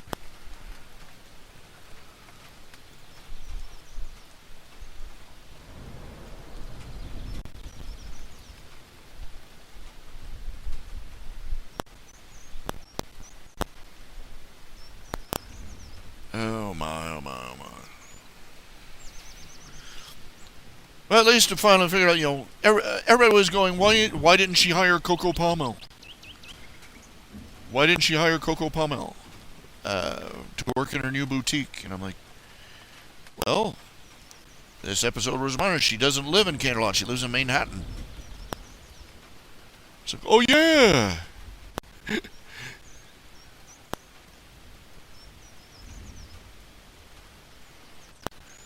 That's right. I are feel stupid.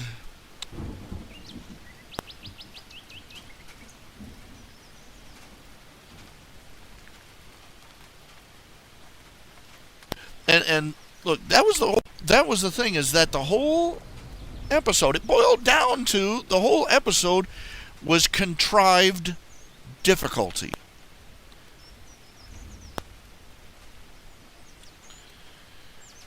Somebody, the map sends them to Manhattan. Doesn't, as usual, doesn't tell them why. Doesn't tell them who they're looking for. Doesn't tell them what they're supposed to do when they get there. And they spend the first half of the episode flailing around blindly, looking for a reason, for the reason that they're there. And when they find it out, if they had brought the main six set up a whole, crystal fair when they were working together.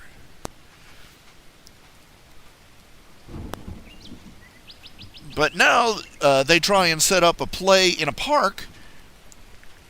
They only have two of them. They don't have enough people to do anything.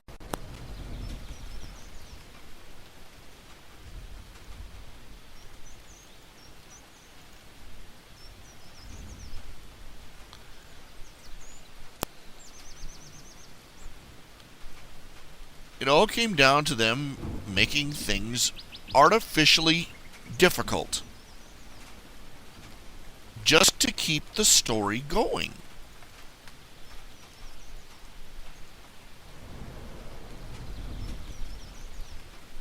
That's terrible writing. That's bad writing no matter how you do it.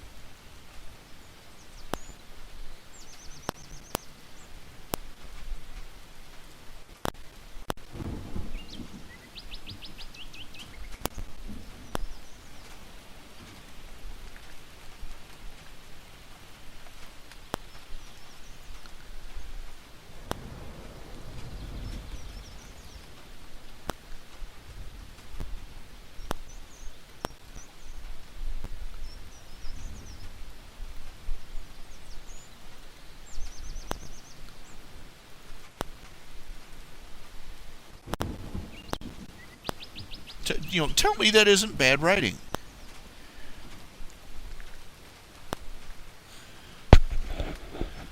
The characters, the protagonists, should face difficulties which they have to overcome. That's the nature of the story. But when they're obviously contrived, when they're obviously easy solutions that that the character could have implemented to solve the problem, when the entire plot of the story could be solved by somebody doing one thing or saying one thing,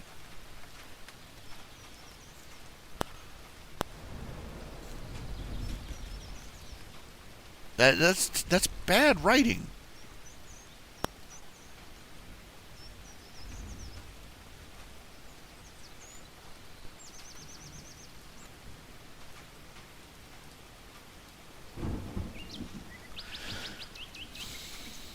I'll note on side. A lot more people are writing commentary about the rise of Darth Vulcan.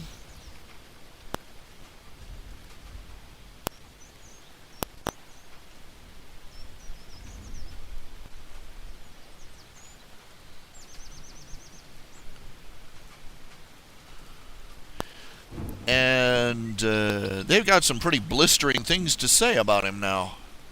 And I'm kind of wondering what changed. Of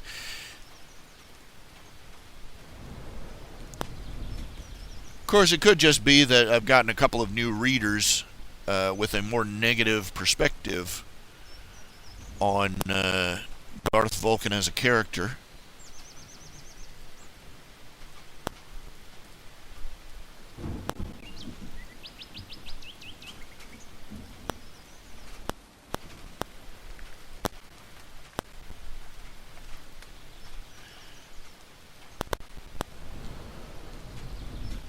I think they've kind of missed a couple of things, though.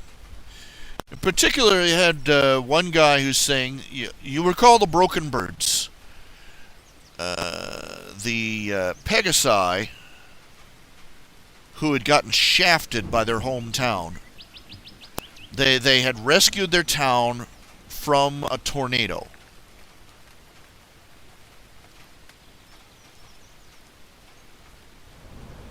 And the town basically turned on them, accused them of multiple crimes, got them put in, basically got them put on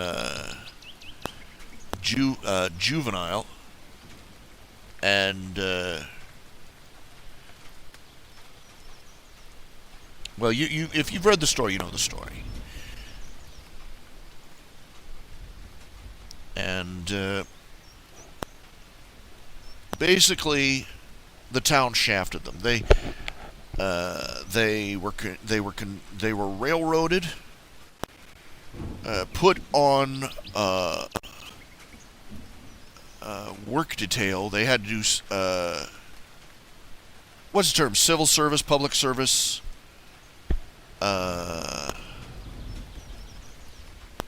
They had to work off their debt in public works, and they were turned over to Martinet, who made their lives miserable for 5 years, from the time they were just barely in middle school, to the time they were about 10, 12 years old, to the time they were just on the verge of being adults. Their childhood had basically been destroyed, and their whole lives they'd been screwed to begin with. And they go to Darth Vulcan because, as a last parting shot, their warden had revealed their quote-unquote criminal record to the entire town at their graduation ceremony, and basically destroyed their lives completely.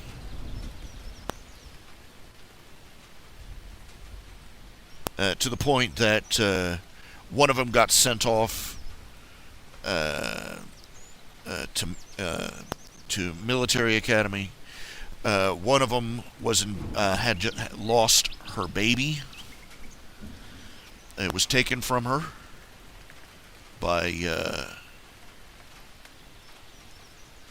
child welfare because oh my gosh, we didn't know that you're an unwed mother, and because your boyfriend got sent off to serve out his sentence in military, and you're an unwed mother, and you're also a criminal, so we're taking your kid away. And they had lost, they lost scholarships, they lost everything, basically. And so they went to Darth Vulcan for help and for revenge, quite bluntly. And what had happened to him pissed Darth Vulcan off on a fundamental level. And he basically leveled their hometown, chased everybody out, and leveled all the buildings. And people have been writing commentary on the YouTube page, the effect that they've just proved, all the Broken Birds, they proved their detractors right, and they've destroyed their own lives, and they've destroyed the life of their child, and so on and so forth. And I had to make a rebuttal, put it but their life was destroyed already. I mean, that was the whole point. That was why they went to Darth Vulcan, because they had nothing left. They literally had nothing left to lose. They had lost their jobs, their homes, their scholarships. Their families had thrown them out. Some of them had been sent off to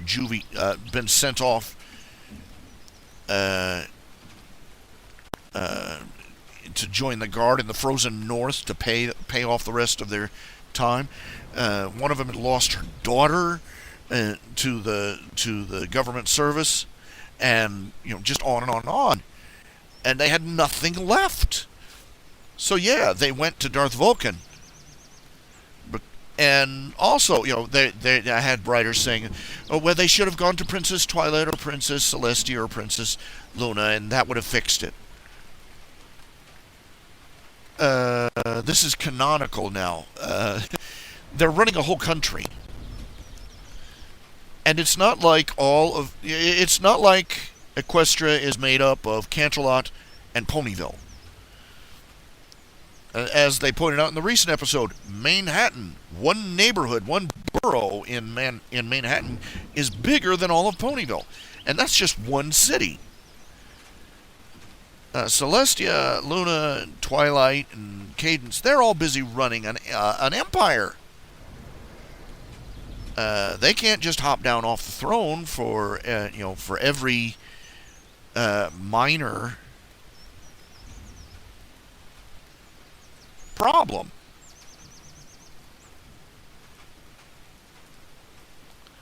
Twilight Sparkle might, but she's going to sit around waiting for the magic table to tell her where to go.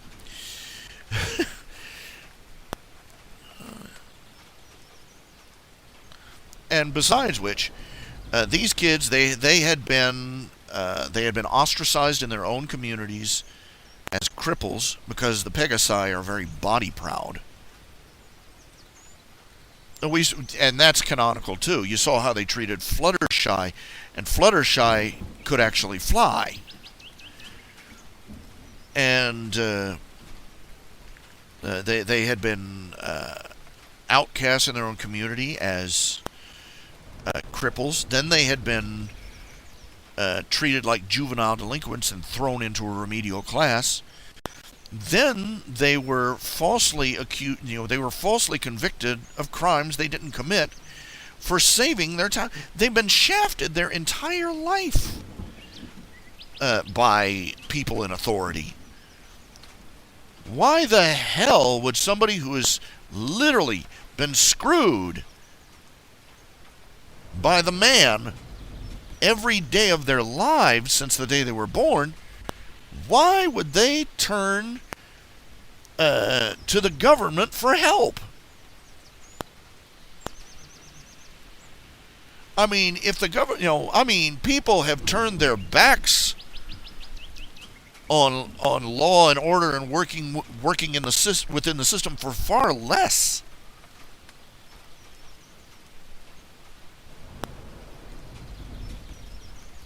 I feel like I feel like I'm trying to hit a target, and the arrow constantly veers to the right or to the left. It never hits dead on.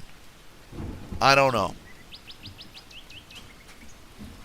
Look, give me some feedback. You got anything to say about what I'm saying here? Got anything to talk about? Got anything you want to ask? Anything you want to do? Anything you want to say? What do you think I got to say? You think I'm full of beans and bananas? What?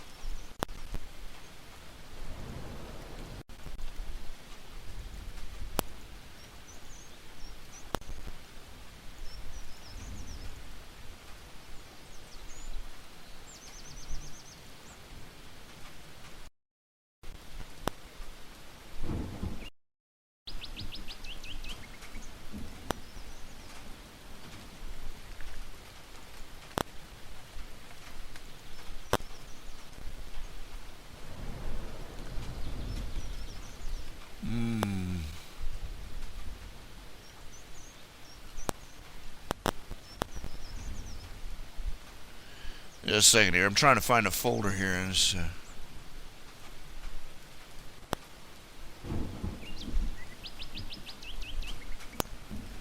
And it's doing a good job of hiding.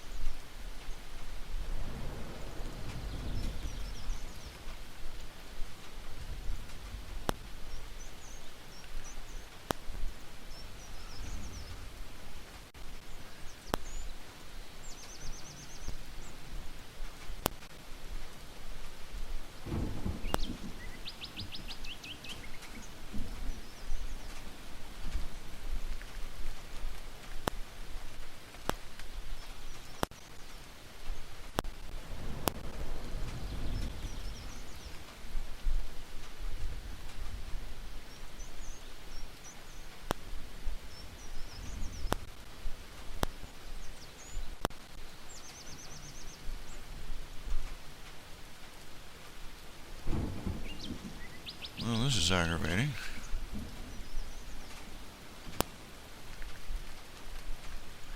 It's aggravating. I can't find a folder in here. It's just...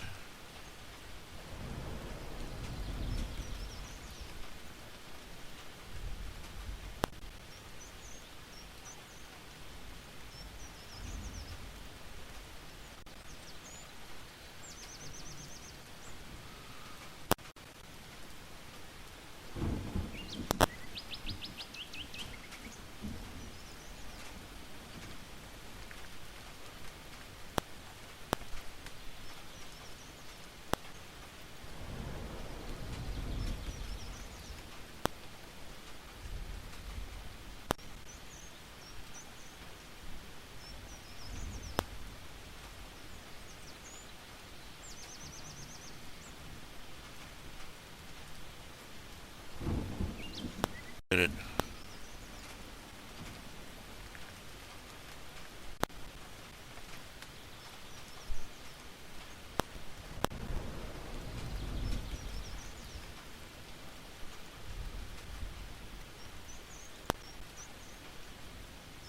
Why isn't it showing the ones I'm downloading?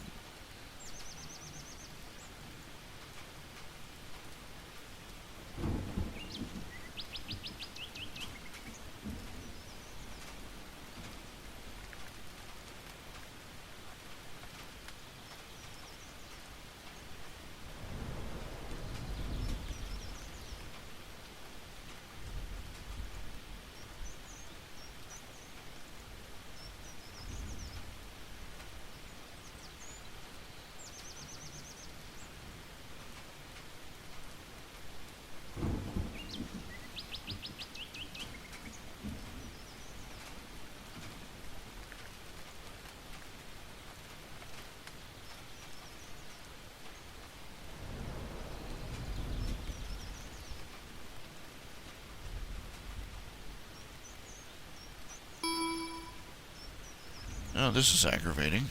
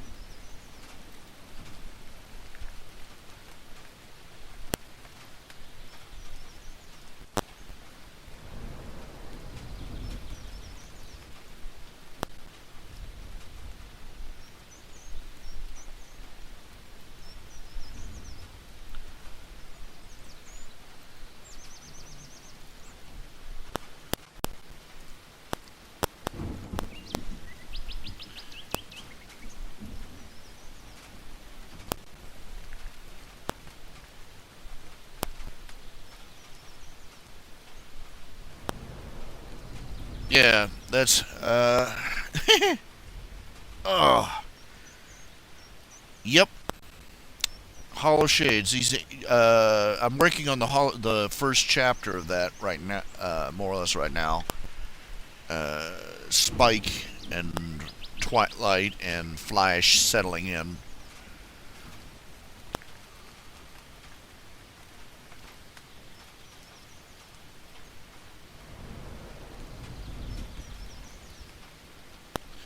I changed Twilight Trixie being just outside Hollow Shades. I changed that to her being in the town that had the Mountain Dew Festival. Yes, Mountain Dew Festival.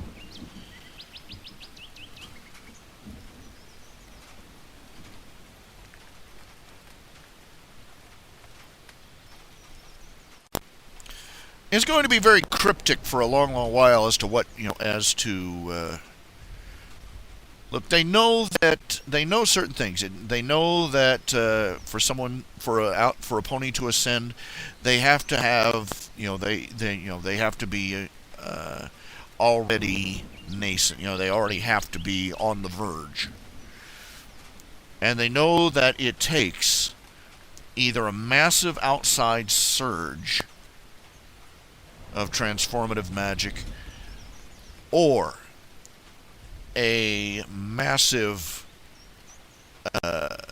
paradigm shifting, life changing event. Basically, where they hit the wall and pass through it.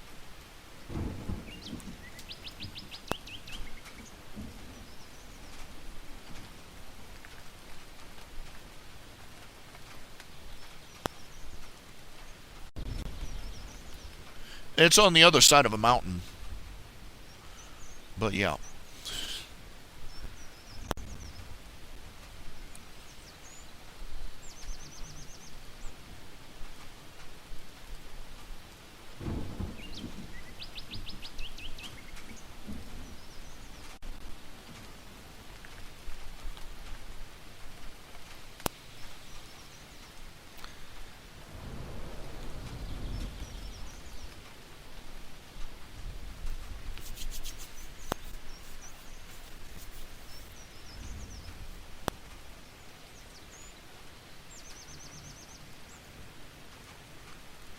Yeah, basically the reason Mud Puppy ascended is because she was dying. Uh, the uh,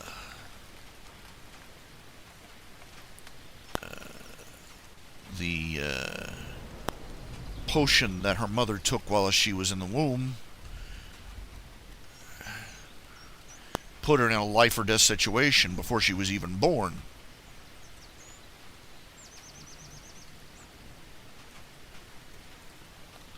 Hello again, Ramdog. Howdy, howdy, howdy, howdy. Howdy, howdy, howdy.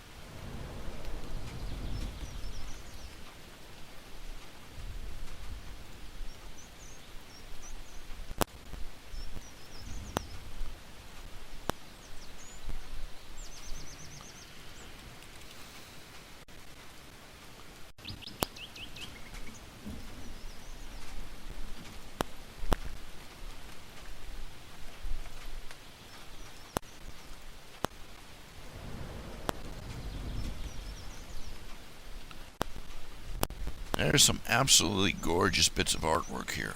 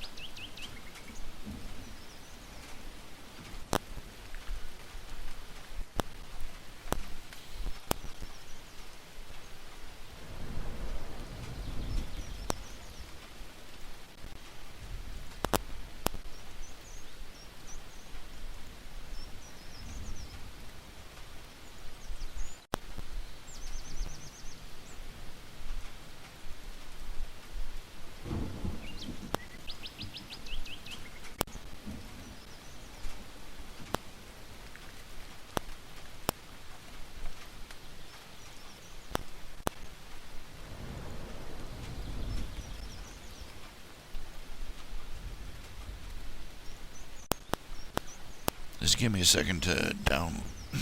Oh, there goes my voice.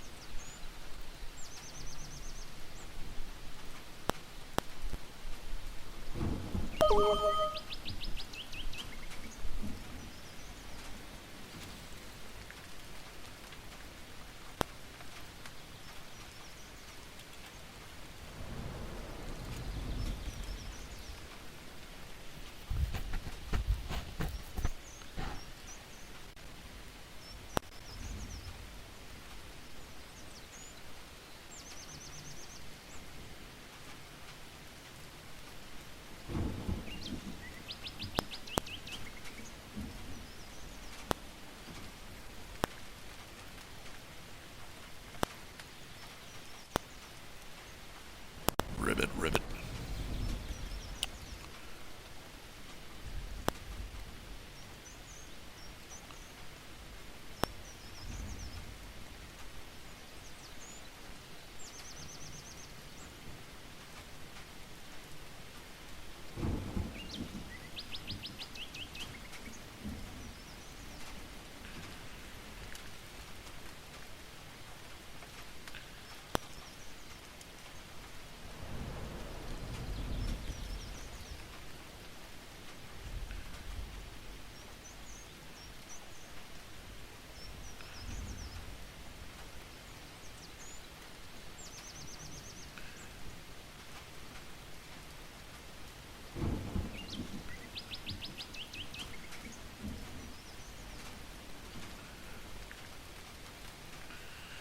I don't know if this, the next file here, I don't know if it's going to play. Now this is, I'm still impressed with this. I still am. That is gorgeous. That is amazing work. Just fan work. It's amazing. It's so strange, the things that will inspire people. You never know which one it's going to be that's going to hit just the right note to inspire people.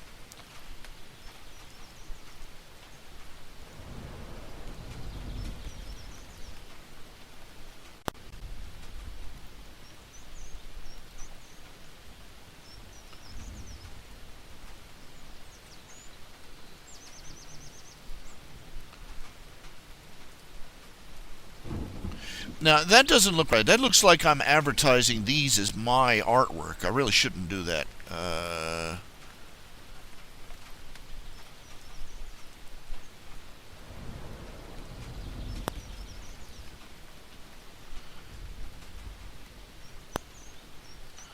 Just to clarify, this is not my work.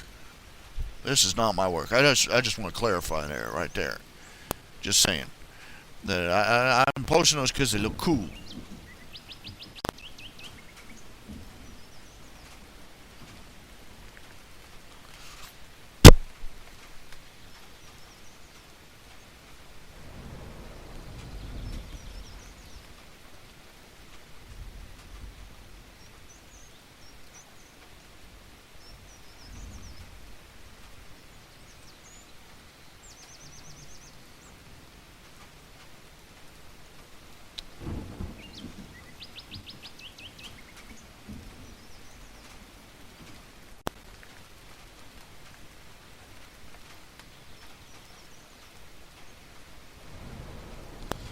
I'm not sure what I should do here. Should I change that so it's maybe I should probably just replace this whole thing with just my stuff, my artwork. In fact, I think I will. But I'm gonna run this for today. Just show you cool stuff. Show you cool stuff. This looks like I'm gonna cancel the text on there, so you can't delete. This cool art I have found on the internet. So there you go. Party on.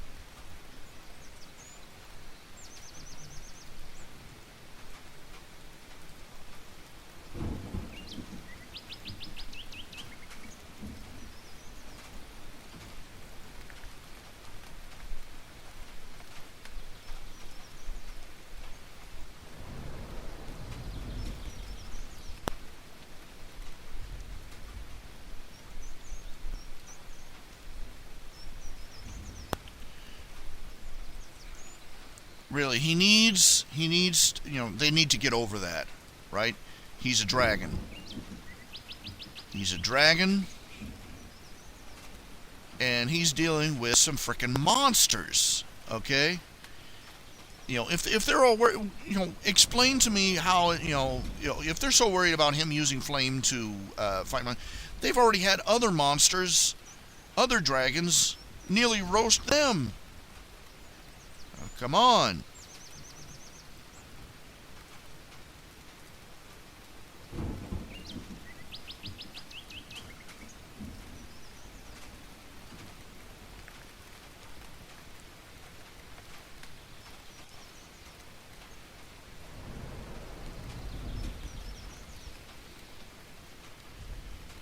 I'm hungry, and I need to stop and fix some dinner.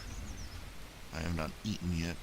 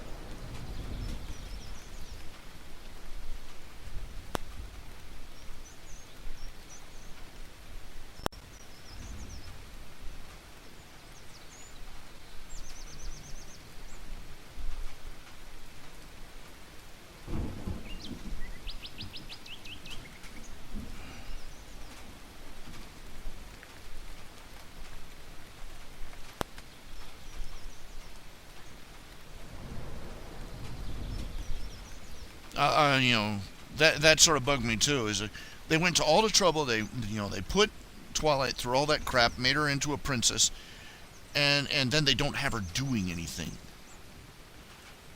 They literally wasted her time, made her come from Ponyville to Canterlot, shut her out of the meeting with these ambassadors, and had her raise a banner, something any servant in the hallway could have done.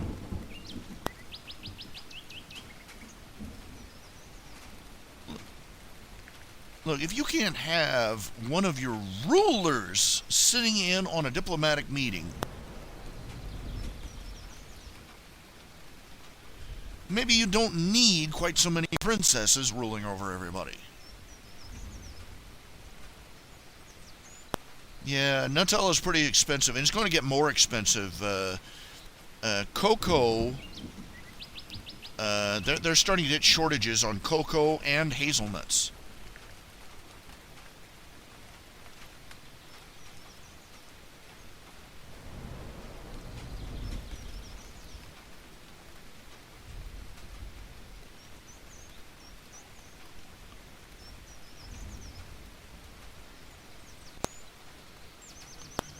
So buy it now while you can. Might not be available soon.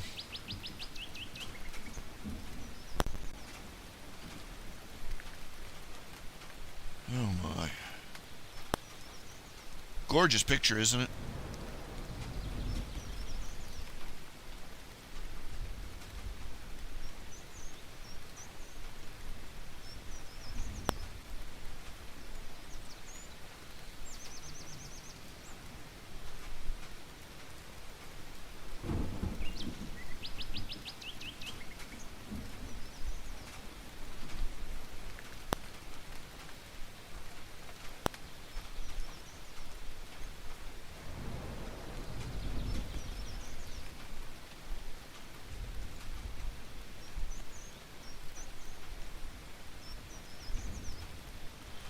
All right. It is 9 o'clock.